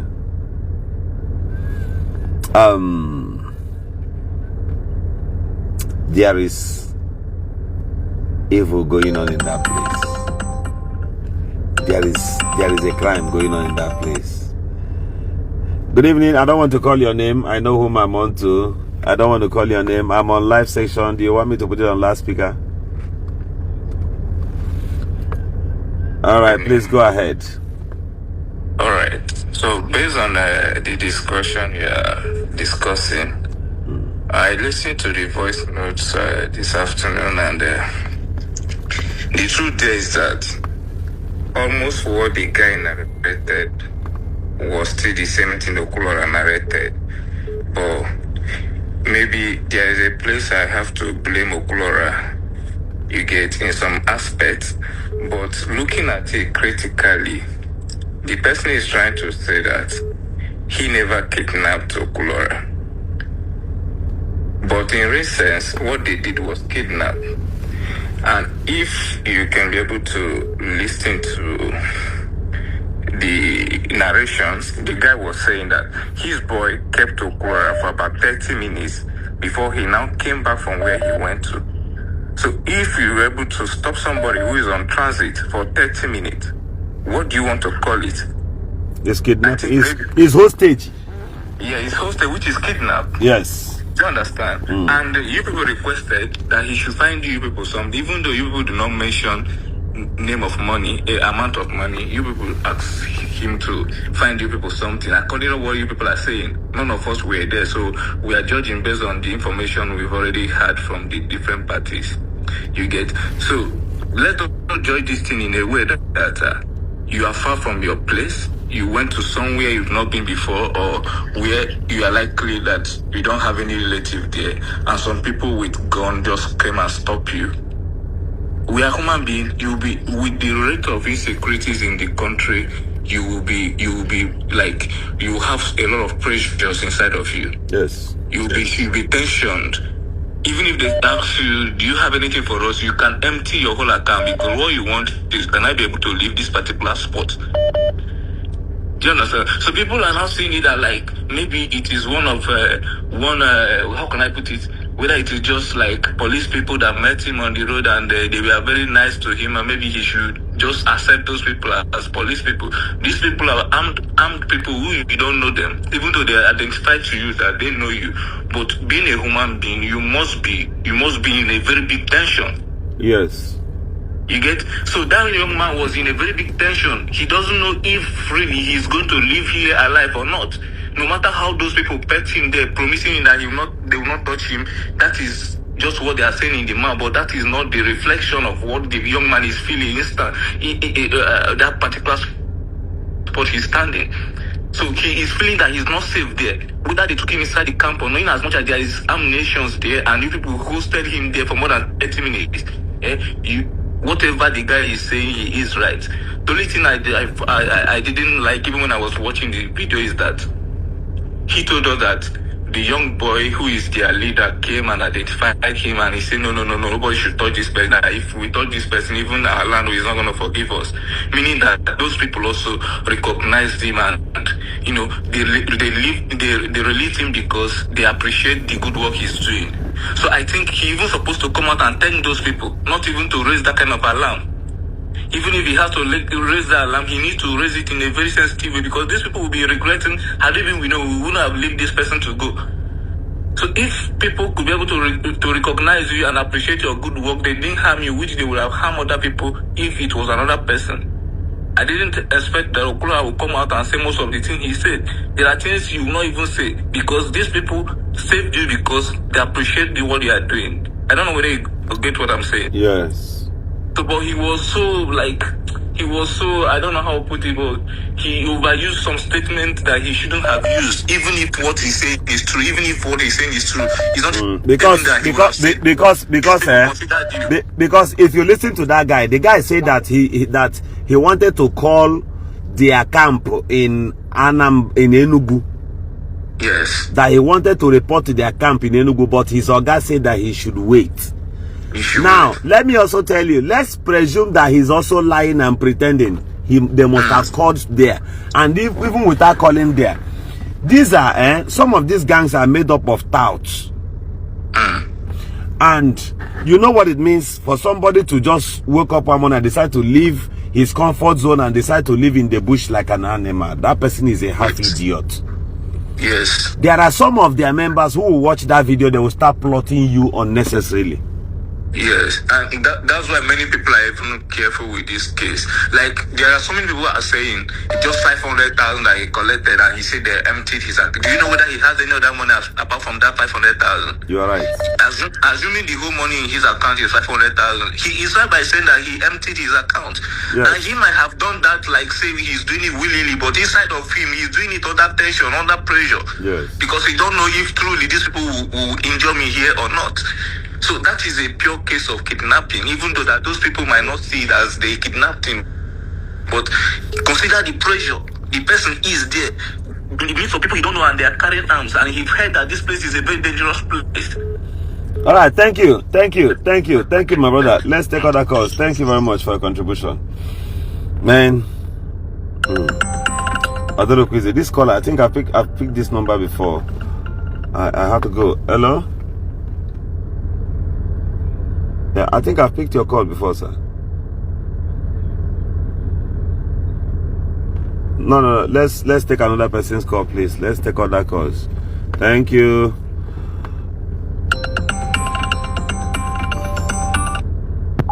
Hi, Governor Eziokwu is my name. You're aware I'm on live section, right? Hello? I am on live section. Are you aware? All right. I have your permission to put it on loudspeaker, right? Yeah, yes. Please do go ahead. Okay, what I'm saying is that based on all these things. Hello? Yes, go ahead. Okay, based on all these things that are happening, if anybody says what the guy Okwuluora was saying was wrong, let that person go to that area. So let that person go to that. All right. Also, whether good or bad, I want many of us to devise a means to bring peace in our communities in Igbo land. Are you listening to me? This is one thing everybody, and for those of you in Ebugaregbe, anymore here, it is high time you start listening to some of us.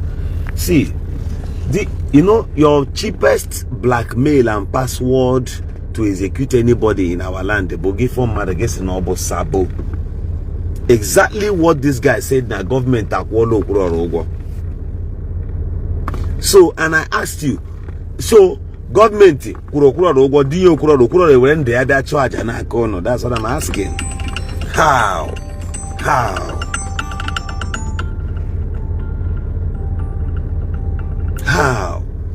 Hello? Yeah. Good evening. You're aware that I'm on live section? So, you want me to put it on loudspeaker? Alright, please go ahead. The world is listening to you. Okay, please. Just a little contribution towards Okwuluora, the video Okwuluora made and your live section tonight. Go ahead. It is good that what happened, like everybody's carrying it, because this is the very way we are going to cope what is happening in the Southeast. Southeast is not safe for anybody, both the rich and the poor. It is not safe. And the problem, let us not condemn, now we don't make the right, not the wrong. Let us condemn the actions that are going on. Our lives are in danger. Our properties are in danger. Southeast Asia, based on maybe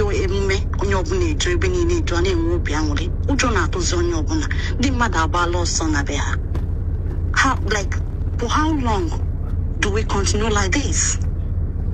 It doesn't make sense. So first and foremost, anybody who say today, also go to peaceful, also go to and go on with your toy gun. We could say anywhere. The panic alone.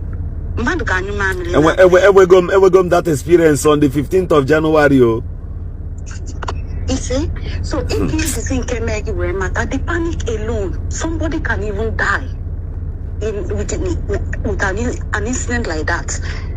So anyhow he chose to react on what happened to him, that depends on him, because anyone know in that situation, he knew what he saw, he knew what he felt. The problem, what we should be addressing is like, why are we doing this to ourselves? Okay, I will see you why. Okay, makanafu nyamale akiji werape onya na amazibano. Aye, buzunia now. No, see, they will go in the account. You know, we hear me, no, I am go. On your choice, near man, the main issue, it is good. Not that we hear men, it was Tamacanas, no one couple, penalty on. Obu no one game and all the key John and Gadro, maybe that's here. Because someone later, this is the way it will go viral. Security operatives, they get to know about that. I know because I had quite a lot. Well, when one negative Google days I said, apply caution. But apply caution while traveling, while flying some certain routes. Yes. So this program made it very nice. Iyo pull up the wave, all very good. Makanamu wana no so. Ujo the pamnafka. Ujo na the pamnafka. Oja tolono. let me tell you. Do you know? No, let me tell you. Here may go now, some people can't even come home to just see their parents. Even to come pull their parents out of the village, this is very hard. But I want to encourage people. The only way, like we now, some of us condemning these acts. Or there is you. Do you know that sometimes after these programs, I don't mean what I call so. That's why I say that there was some doubt amongst them. They don't want a sense. You ought to go. Here I know somebody that will give a threat in a wagon. I'm asking, I will see on why they do it. But we are not going to stop. We are not. There is no way. Imo bunkanyo, Imo Alibo, Boala, our forefathers. In fact, here these people not today name. Obota Kojuku has ime Biafra. I got a denduti now. I'm telling you, if you can, every time, Uzana Mutabaya Datima, and able to wait on Dokita because, okay, now, okay, no, one can is Nazo de Nangita. Nearby, one is no way, okay, I don't no believe good Yanata. Because he name and after say, okay, sister, and do make it. Can't deal for what you can name by Kita, all this kidnapping, extortion. Can you name me? I'm a name, oh my. So I don't know why Eziokwu. Man, the truth, I must commend you people don't label this news because it takes a lot of courage to this kind of video. It takes a lot of courage. I'm not going to say because only one of who say men can to Palama, even can never but you know, so I must commend you people now carry this information around. It is important. Very, very important. You want the onion Caribbean, onye Puna for money. It's a high snake idea. I'm only for maybe meeting no, guys, we don't do. This is how we start. And in their honor abroad, so Ali Boko. Nde ka ahụ tụrụ ego eji suga ala Igbo ọkụ o ruola n'omume chọọkwa misi na wetawakwa udo all of them. The problem bụ na kwa mana ihe mee isi anya dị involve imi dị involve ọnụ dị involve so maka na ha na-eme na-emeche na ọma lutefa mba enwere some of them na-alọ na-arụ ndị izu ọgụ and ọkigwe enwere some of them na-eche abroad lọtazie ha ga na-akpagharị freely n'ebe committed these things ebe this kind of evils na-eme efu ha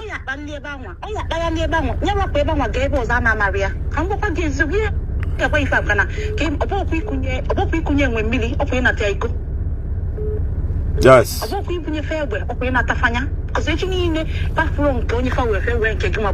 it's simple. Yes. All right, thank you very much. Thank you so much. Thank you and have a nice evening. Thank you for your time. Thank you. Everyone listening to me here, let me say this here. Another question I have to ask is, where is your state assembly member? Where is your federal house of representative members? Where is your senator? Where is your senators? Odrigizi put online is say Governor Eziokwu idiots, or which some people they just all have fool at the comment section. But who is the most qualified fool of game? 2027 Tinubu mechuni here. If Tinubu, even God is not against him. I'm not campaigning for APC. Even I like them at all. But let me tell you, in one Nigerian sign here, Tinubu mechuni here. Even Gage shiri giuno, Onya mechuni here. No empower. Yeah, fine. The Apple result on your win election. But who is your president to that?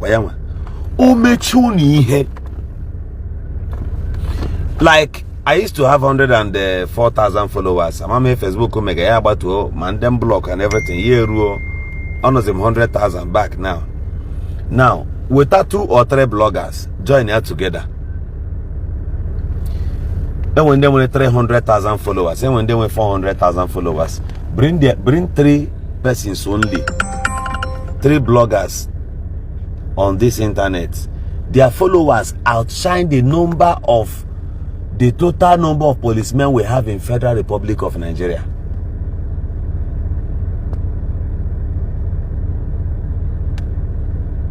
Are you listening to me? Nigerian police, 400,000. Now, so someone with 100,000, for example, now on one page. The other one about 10,000 something. He join here. Half of the policemen not in service today. The number of persons in the follow here.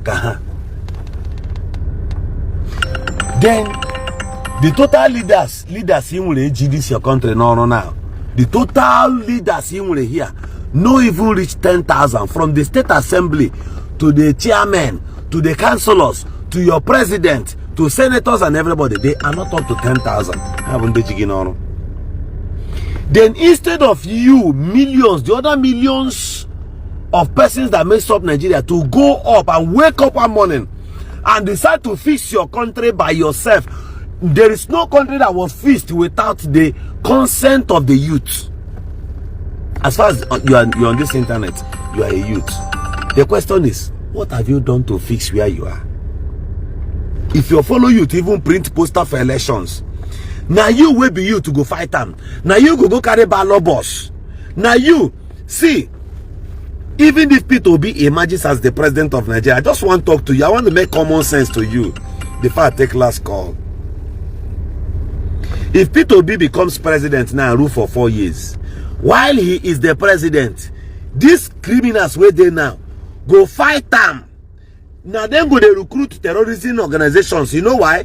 They want spoiling administration. You go agree. Now you then go send again, make you protest against them. Why? Say Nigerians are hungry. Shebi, they see some people they were kind of run now. Some the past Minister of Transport now is busy now shouting that Nigerians are hungry. But while he was the Minister of Transport, we are Nigerians not hungry. The problem of Nigeria is not those in power. Actually, it's not the president. Now you. Do you know why? Your local government, your own, everybody watching me here, I believe you are in Nigeria. All of you, your local government allocation is more than the least amongst you is the ones that receive 280 million naira at the end of 30 days. Is on FAC. Google it on FAC. Check how much we FAC distributes through the office of the Accountant General of the Federation. Check how much will your local government get the last July, this July. So local government in Imo State, as in Jabade now, where these boys they do this thing now, is more than 300 million naira. No road, no electricity. Now let me tell politicians, if you continue doing this kind of abracadabra to the people, in the nearest future, every money and cupboard that will enter your pocket, you will use it to hire security. The securities will also be on the side of plotting your downfall. The days of these reckonings are coming. The people that are the problem against themselves are Nigerians. Why you today no go feel go protest, go ask, say why our location day? In Ngopala alone, the people are more than Ngopala indigenous are more than 400,000. 100,000 alone can block the airport, block council headquarters. The idiot where the local government council headquarters go run. The federal house of representative member no go come. The day where we carry the person where they buy for our village, go Zion, go block that place. Even army run, all of them run. We not carry anything, no. But we insisted we carry the cost, block road, nobody pass for more than 3 hours. But I don't know how that matter is settled that day. Now I beg, then they come up for those politicians them out. Even the area commanders, in they come, Shebimbi Ogoloba, as in they come, see say we don't block road, hold up from beginning to end of this side, from the other side to River State. In hanging gun, they come. As in see pressure, in drop gun, come empty-handed. Army get to come empty because we are all on camera. The power to fix this nation The youth are the only audacity that can fix this country. You see this idiot the way they see. Now then go rig, now then go support, now then they kidnap, now then they complain too. They don't here. And then now we may ask Umukrobia Apariebolu Umukrobia. Apare. Hello? Yeah. Yes. I am on live section. This one said, Governor, why are you looking old this time? Why are you Calabar? Shameless. You changed to God. Okay.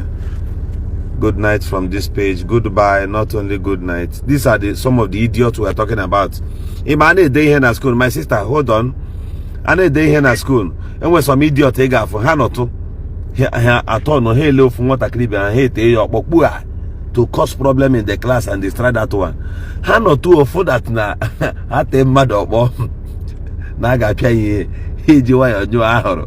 class has scattered. People are like stupid element. They inherited it from their DNA. Okay, let me block the idiot. All right, go ahead, my sister. Okay.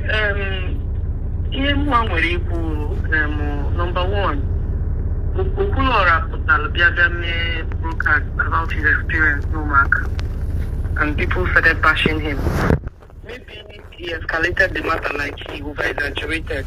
Maybe, we are not sure. But the moment I came across that video, after I named that video, Flora, I never doubted Okwuluora because he was going to experience the matter. The same way experience here, no marker. Yes, all never went to be experience, no marker. Now, that watch video Okwuluora, you understand? I watched that video Okwuluora when you went down in your mind. A lot is going on. This thing happened in 2018. All this whole agitation I beat to pay that time. You see, we had in a no marker, Governor Eziokwu. We had in a no marker. Papa, mama, Umuaka na-egbu igbe onye POS ahụ dị aware before ejire K47 bịa n'ebe ya bịa, and this name at the distance ebe withdraw legal man dey far from ebe ha nọ. When the month say now, ọkwa na agwa na na-emetụkwa experience. Oh, Chineke me na mpụta.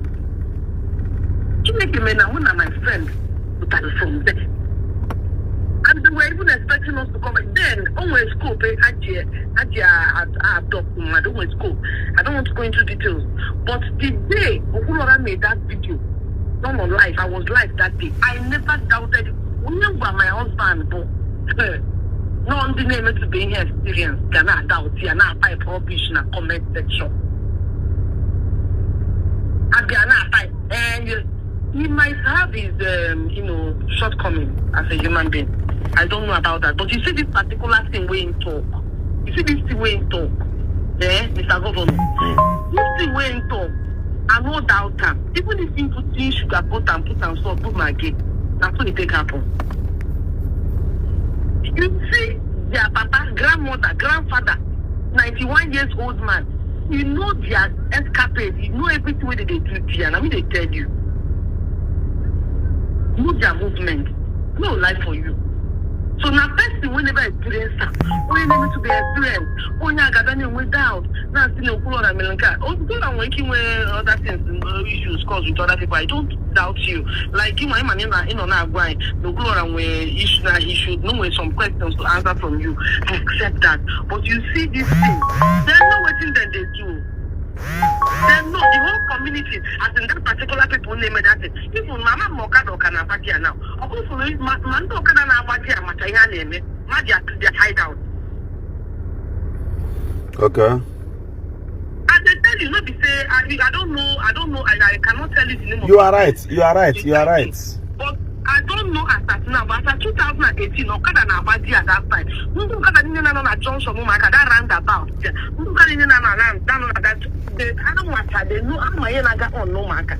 Check it as at 2018. Compared to 2018, a lot has been happening at Umuaka. Can we compare there now in Welusobu, na the country? Can we measure the kind of things that could happen? You could don't triple. or quadruple. So here one will you name without. Before what you're saying before you name without. Like I said, your own point is valid. Because often Okwuluora as I call again, you just hear one or two questions. Give my week, master saying shortcomings or not, you understand? No way, he might be able to convince you if he's lying or not, if he lied or not. But for me, everyone believes when Okwuluora who dishes out 500,000 just like that. So time on now, Governor, when he got on,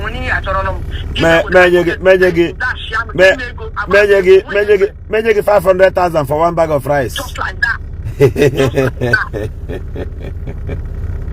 I am sorry to say this. I mean no offense to the people of Umuaka. Normally, I wouldn't have comment. When I come to that other comment, in my comment section, you don't know who will come monitor you tomorrow. I'm saying this because our number they cannot go direct. For the people of Umuaka, I'm sorry to say this. I mean no offense. I don't atrocities no Umuaka. 2018 to now, Mr. Governor, if I may ask, how many years now? Emma, that time, how can they marry Haza? It's about 7 years now. 7 years. Hane marry Haza that time. Hane Ubia, in I say practice makes perfect. They were practicing what they will be doing this day. That's why they say this thing, Governor. Then bring me my sister while they say enter here. Children, then they go for sand, they play. Immediately they carry people enter like this. They don't sit them back. That does you can't make this appear in your market. Oh, Chineke me nice put idea. That is I'm not Chineke me that thing.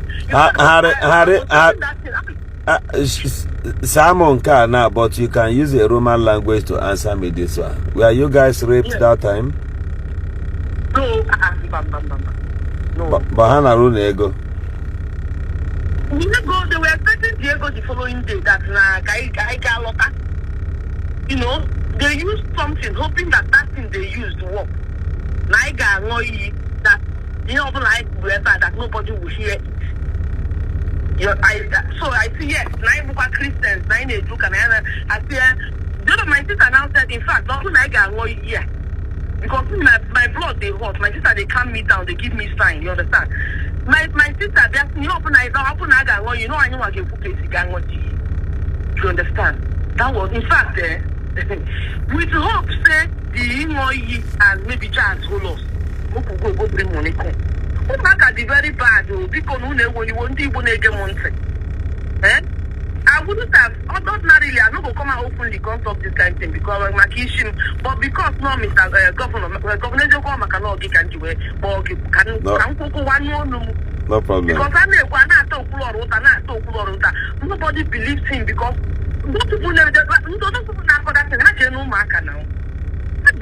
all right, thank you.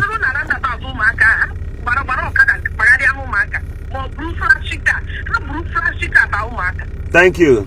Thank you. Thank you. Thank you. All right, I will be in Umuaka myself. That is a promise. Governor Eziokwu will come the day I will come unannounced. I will come to Umuaka. Umuaka.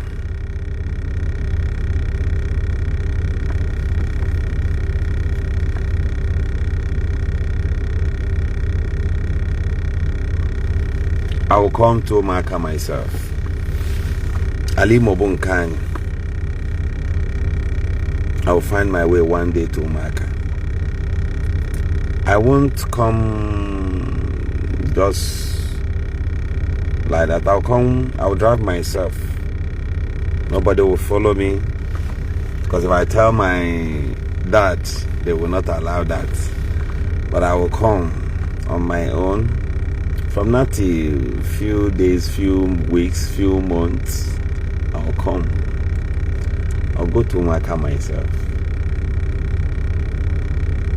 And we will ascertain what is going on there. I pray our experience will lead us through. We will come there and these things they do, these things they do, Umuaka has to stop. Whatever you know that is your problem. You must not achieve it with AK-47.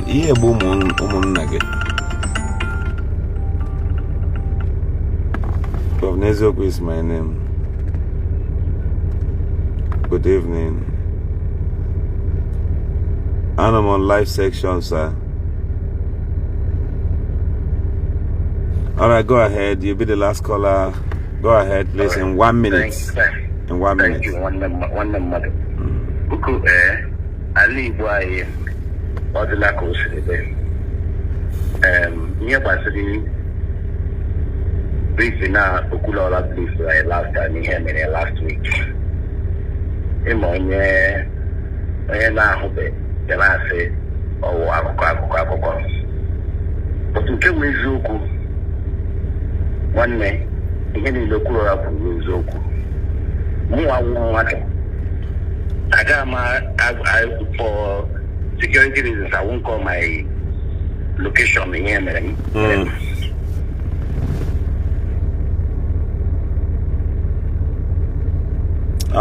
Your network the bad.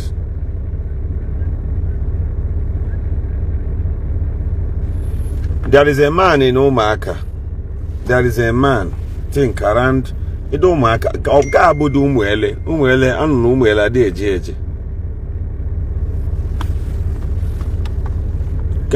Come na gwage na abodo Umuele. Ka wa think Umuaka. The man ekpere ikpe ala. Enwere one Okwuluora. The man tiri ọnụ wee kpe kwuo nke bụ eziokwu just to be a witness.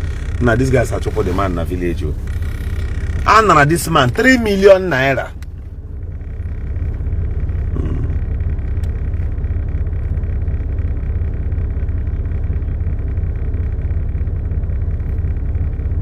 Draw the man on Umuaka. What was that man's offense? This guy is not committee. And this commander, I have a question for you anyway. I know they trust any of na. Me bwebwe me mrenka. I don't trust any of na. Let me ask you. Why did you guys go to that man's house when I had 3 million worth? And I want to ask. I think Njaba has a state assembly member. Where is that fool? Okay, that animal. You know. Politicians so man I won't have fool. That is when their aides, their media aides now forward there to them. Nigerian youths not only cut is in one as Abidu and protest when they don't buy as they buy fish magnet all of another time. Hey, on only content on a can't do there because VDM they come there. Now I'm gonna make video, snap picture with VDM. That was what took you there. All of you would have went there. How many of you sympathize with the woman, the mother? How many of you had called the woman, the mother on phone after that day? The content. Person with the power and the video ram. Okay. I challenge idea content creators from Imo State.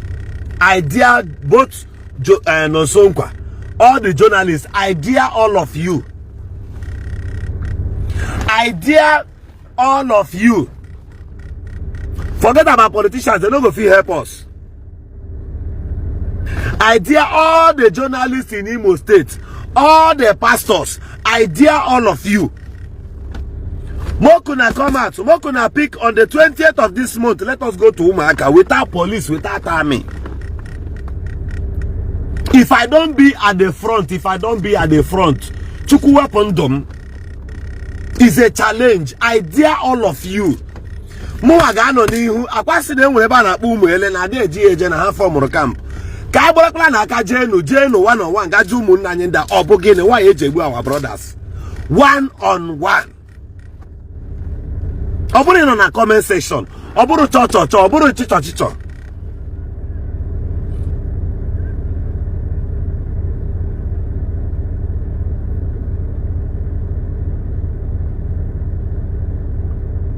I'm telling you, Kajina Kajimo Bunun Kani, Obohin on Ofa, Obohin, I seen and what he had never no marker, Let's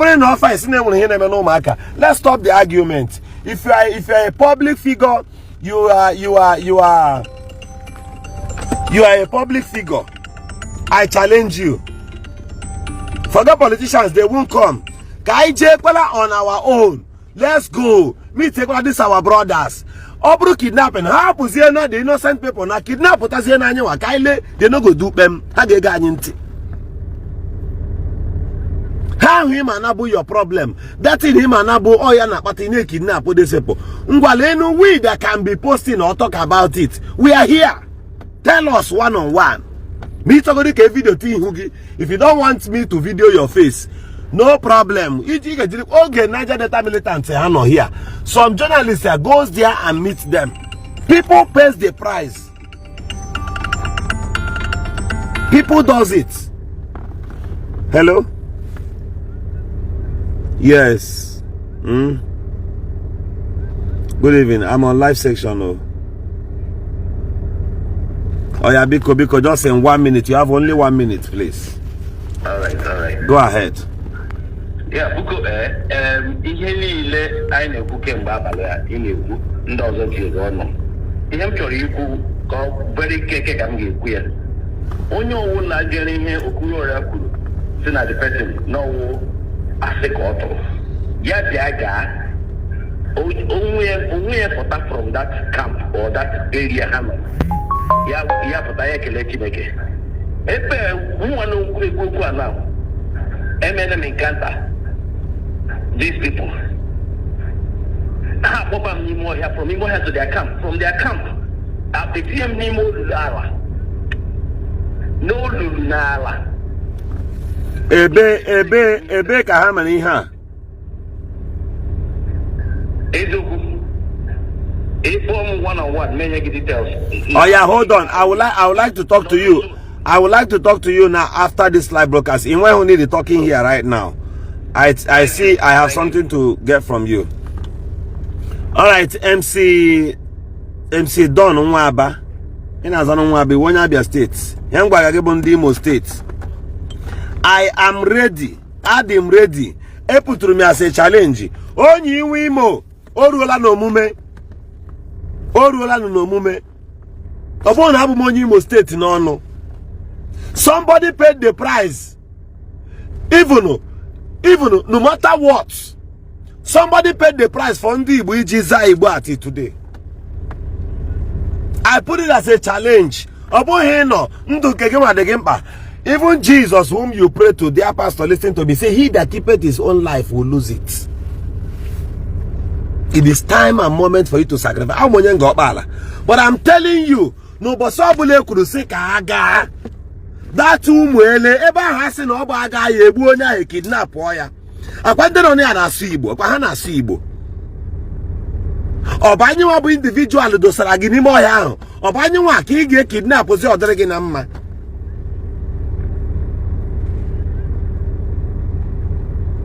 A na-egbu people. Ngwa gị ihe m ji anya mfu n'Osu. What I saw in Osu. What I saw in Osu. Anyway, one man, I will look for that video and post it. I went to his own compound. Yo, that phone was an issue. This phone was an issue. Other than Alabawa, I quit free. Other than Alabawa, it doesn't press or touch cam GMN free on my phone. Other. Look, I post to that video. I will still find my ozone. One man, I see the man, and I will. The man terrorized everywhere there. Who share some people like this? Koro. I didn't post that video. Some of those videos I didn't post it. Okay, say I'm from Umuaka. I'm from Abia State. Living in Umuaka. Okay, this will be very fine. I would like to have your number. I would like to have your number. Actually, only but mother 10. Pastors 5. Whether you be blogger, whether you be journalist, including me, 5 only. If you like, you are now saying as so day would they go. That will also be fine. But more than I'm me, I want to be there. No, who is ready? The thing is, who is ready to make a supreme sacrifice? Who will say, let's do it? The only place our people nagawo, where they will go, they will make money. Those content, you be blogger, you be this and that. Oh, where you will get money. Oh, no sacrifice that will shock the world on behalf of your people. Me will come. Tomorrow, Oga fuck and then go pala ni low down. Oga fuck you to her ni low down. In fact, manas nation go pala biajia. From airport junction, they got for deadly crowd. And I met your bro. Yeah, for deadly crowd, but I know how to maneuver myself. Him about I got from no mark junction. Bo Kuro. The name got also Mananas nature also. I swear to God, even Pam game with BP. I'm just also Lotta. They are supposed to see a video. Mpameti, wait. Oh no, but our relatives, oh no, for where. If I had told them, they wouldn't have allowed me to go. Somebody must fix Alibo. Obohono club in Kana Lagos, when Kana abroad. If there are no conducive environment in your village, you are finished as a man. This number I attached here, use it, you can reach me on WhatsApp. I'm Umuria. I gave Mezilimo. You need to check a governor Meziera Gimo. It's a lie. Governor Gibi in Abuja. Your governor lives in Abuja. Anywhere APC will meet in a few don't want or land there. Nobody, people are even afraid of. If you see how they fear the governor of Imo State, people believe that the man is so wicked. Use the chat me on WhatsApp with that number. People believe that the governor of Imo State is very, very wicked. You know why? Because any paradigm Oti and the Tiger Base. Don't naturally with Tiger Base, Abu Honda and cause a problem. Don't naturally with people like me, as I'm talking now, they don't plant tire because of Alagra from my village. They don't plan. They have planned all manner of things. Why? Against Governor Eziokwu. Governor Eziokwu again. Neighbor Zuru ala village, ala my community. And me expect and I'm sure.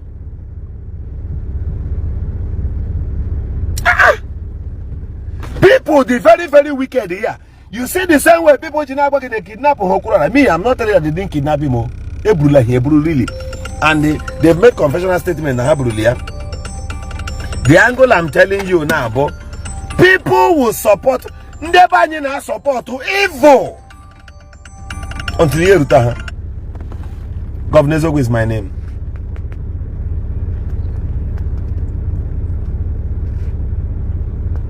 On to Yana last speaker. Go ahead, you have 1 minute. Okay. Governor Eziokwu, I can check more in the and the end of the problem I know in the Igbo and the Nigeria large war. We don't normally fight the problem from the root. On your man and also Obasahi, no name na village in that, on a men a village. But most people just follow now. Those village are in your name, hang a neighboring village. Because also it will reach a journey also. Or get and go near Titi. Because the problem on Alibo today, oh, I don't care. You understand? I don't care. And the Gilebania name no matter. Most indigenous name that thing. Most of them are on Domac. You know where camp Habra there, Nijilaga. Most people are here. You might find that na brother Umna and Chalde. Umna and Chanati Campa there. But the only thing they know and what they got on a samba. As only Igbo, Kelly Hage make a hotel or in that name. Which can solve the problem. None of them will even say that. Ian Obasam on a village for therefore Obasam on a village in that. Therefore Obasam. Therefore now Omega village in that them or Batana your own village. Ian I mega no Makana. Ushi from Osu. Achufohan also. then they have to come that side. Because even with the landmarks, then they occupy that place. Because the name is your bread. So my brother, the only thing I'm going to put in order, if there is any way in other content creator of yours, you know, because our governor is already in Abuja, or not the Imo State. Governor, even governor self, and when he's not doing anything.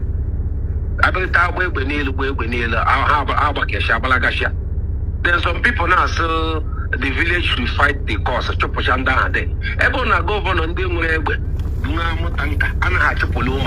Then tell me, how will the village do that? If the government cannot be able to even eradicate them from that Ozara, from that Ipa, then Konya gave me the. So my brother, how will retain? There's a very big, problem to anybody who wants Igbo. So it's not only for Njaba alone, or not from Orlu alone, or from Umuaka alone, or from all this neighboring village, Amandoa, all those there, all those things are all everybody.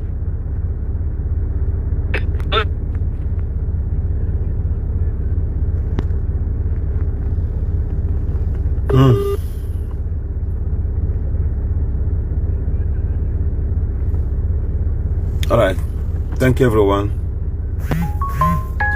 The content creators, bloggers, pastor, whether you are popular or not, come, let us fix Imo. Let us pay visit to Umuele, Umuaka, those places, Amandoba. Let us go there. We can do this. The gospel of Jesus is not the gospel of fear. And the Bible says that he has not given you the spirit of fear, but that of a sound mind and of boldness to stand against principalities and powers. You understand? Let's find our means. If it's for we to be talking to these people, all of you are afraid. They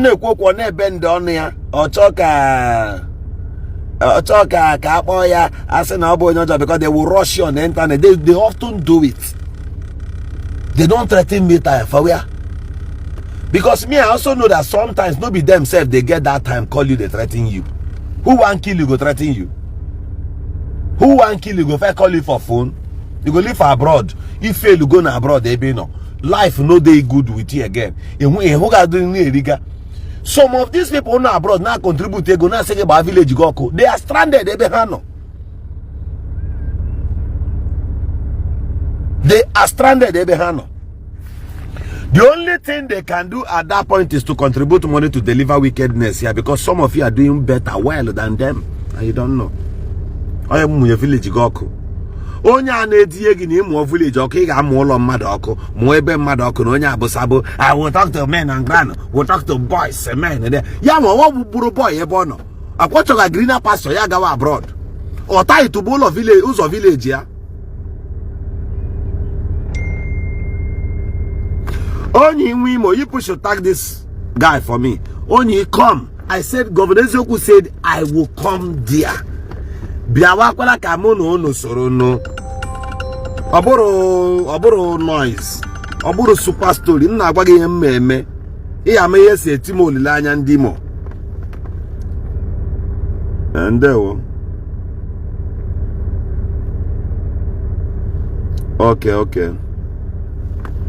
Okay, MC Don.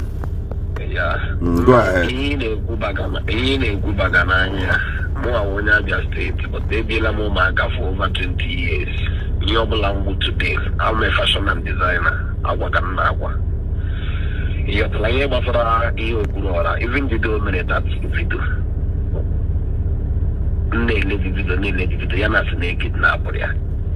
Platform, I am a share platform on Domaka.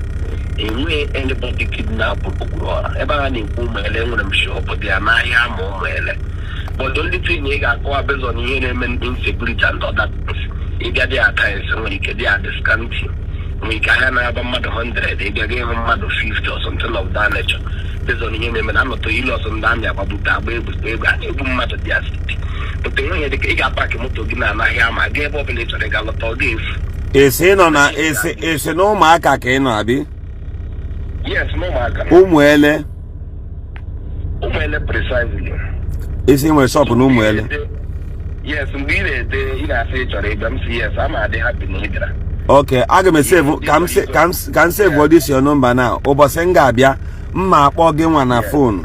Ị ga na no receive anyị. Ọ bụrụ ma enwe ma ndị pastor, ma ndị content creators and all that niile. Ma ha chọgode bịa, I will come alone. Mụ agwara gị na mma abịa ma primary school ebe ahụ niile mma akpakarịcha everywhere. I got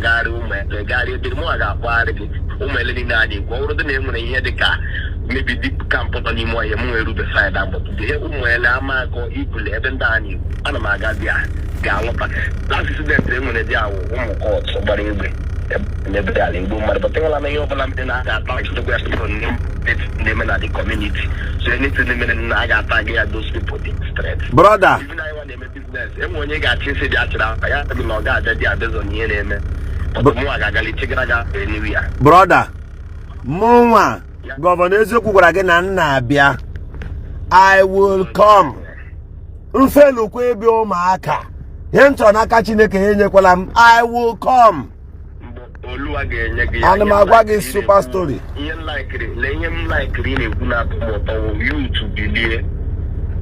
to believe. I wouldn't deny him, and I wouldn't deny him, and I know I want you to be able to now, I am believing. So for the fact that you're now, Guinea, every one question I'm talking about. What happened to the traditional ruler of Umuele? What happened to him? Kebono. Because I would like to visit his palace. Kebono.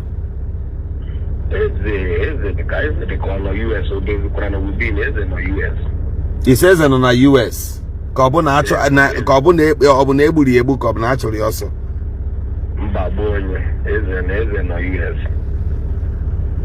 My brother Ambiaro, you will take me to the palace of the traditional ruler. You go to Mono Japan. I want to see ebe signboard no zia na ihe abo na nkia.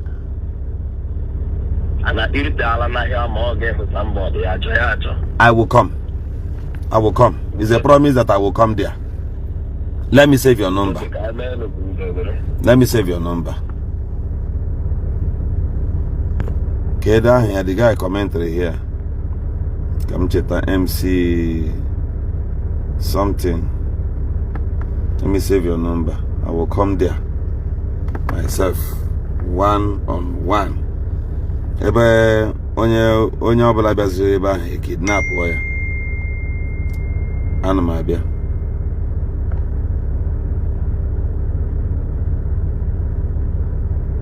MC Don Nwaba.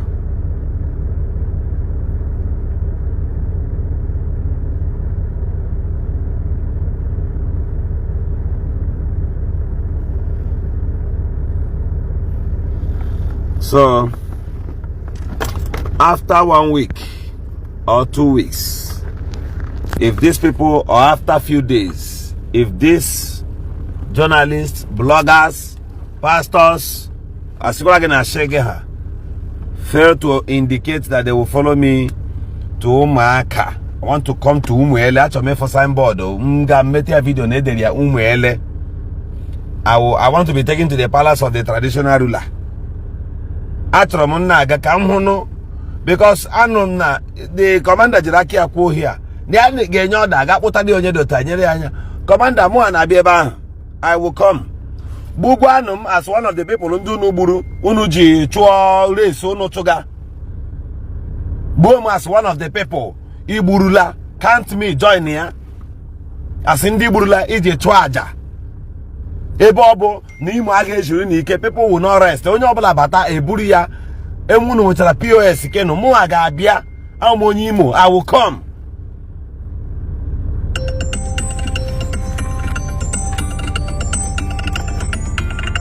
Because I'm up online now. That's enough, fellow. And there were.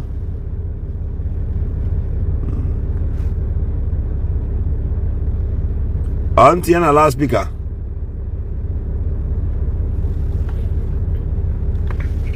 Go ahead.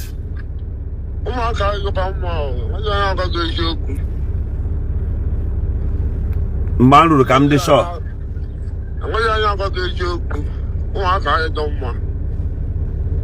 Manu come the shop.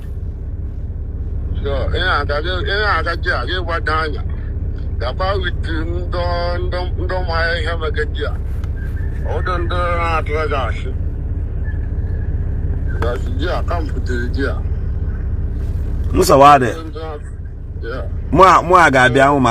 only thing is, I will come to Umuaka myself.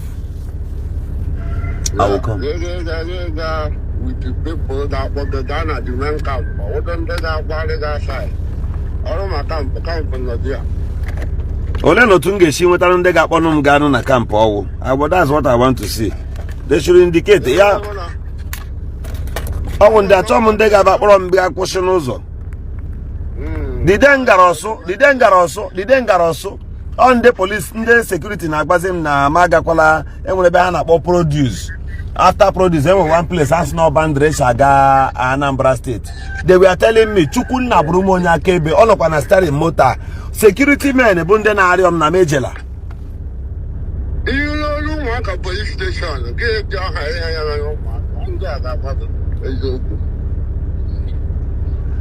okay. The police station will Mechi. No, audio phone, but on a attack every day, every time. But don't Nigeria, eh? So how they make police attack every day? Yeah, almost, on a police attack, almost Monday, almost every time. Police not there, I know with their mind. I know it's one leg. All police okay, got it. I let him again. Oh, Leonie, Euronyi Genyem Numbia, Mbia Wama Boya, Siana Mabia.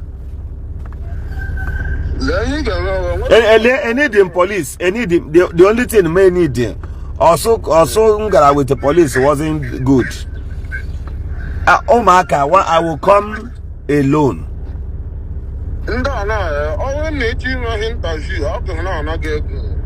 Haganam.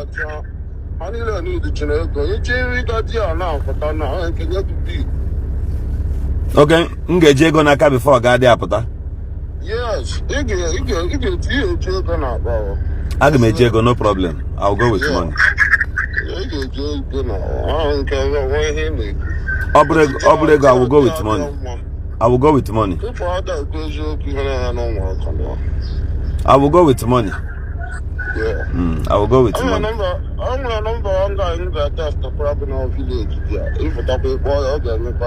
Okay, send the Aram the number because it's very, very important. Yeah. Because anybody man onyenga out there, give me their number. If I'm coming, I will inform them that I'm coming. I will inform them. I will come there. I will come. Thank you very much, sir. Thank you, sir. Because all the very important keys and the Aram. All right, guys, this is where I will leave you. This is where I will leave you now. I will be there. That's just the gospel truth. Many of you will not like it, but yeah, there comes a time when people pay prices for what they want. You don't just be on the side of talking. I believe they are our brothers, right? And I'll see. Okay, we need to ask, what is the problem? We need to ask. Because you will say, don't go, don't do this, don't do this. It will get to your village. It will get there. So if I'm coming, the best you could help me do is to share this video. And if I'm coming, I'll write something indirectly that will tell you. So you keep your if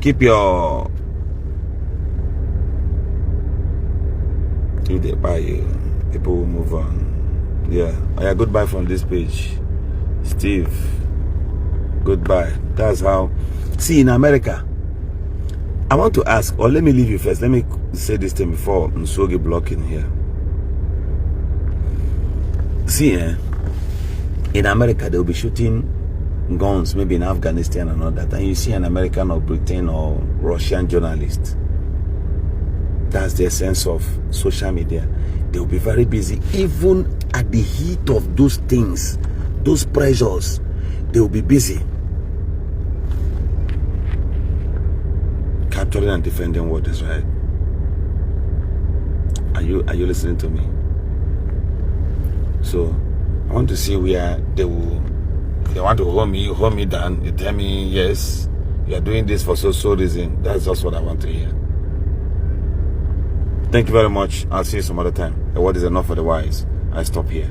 Good night.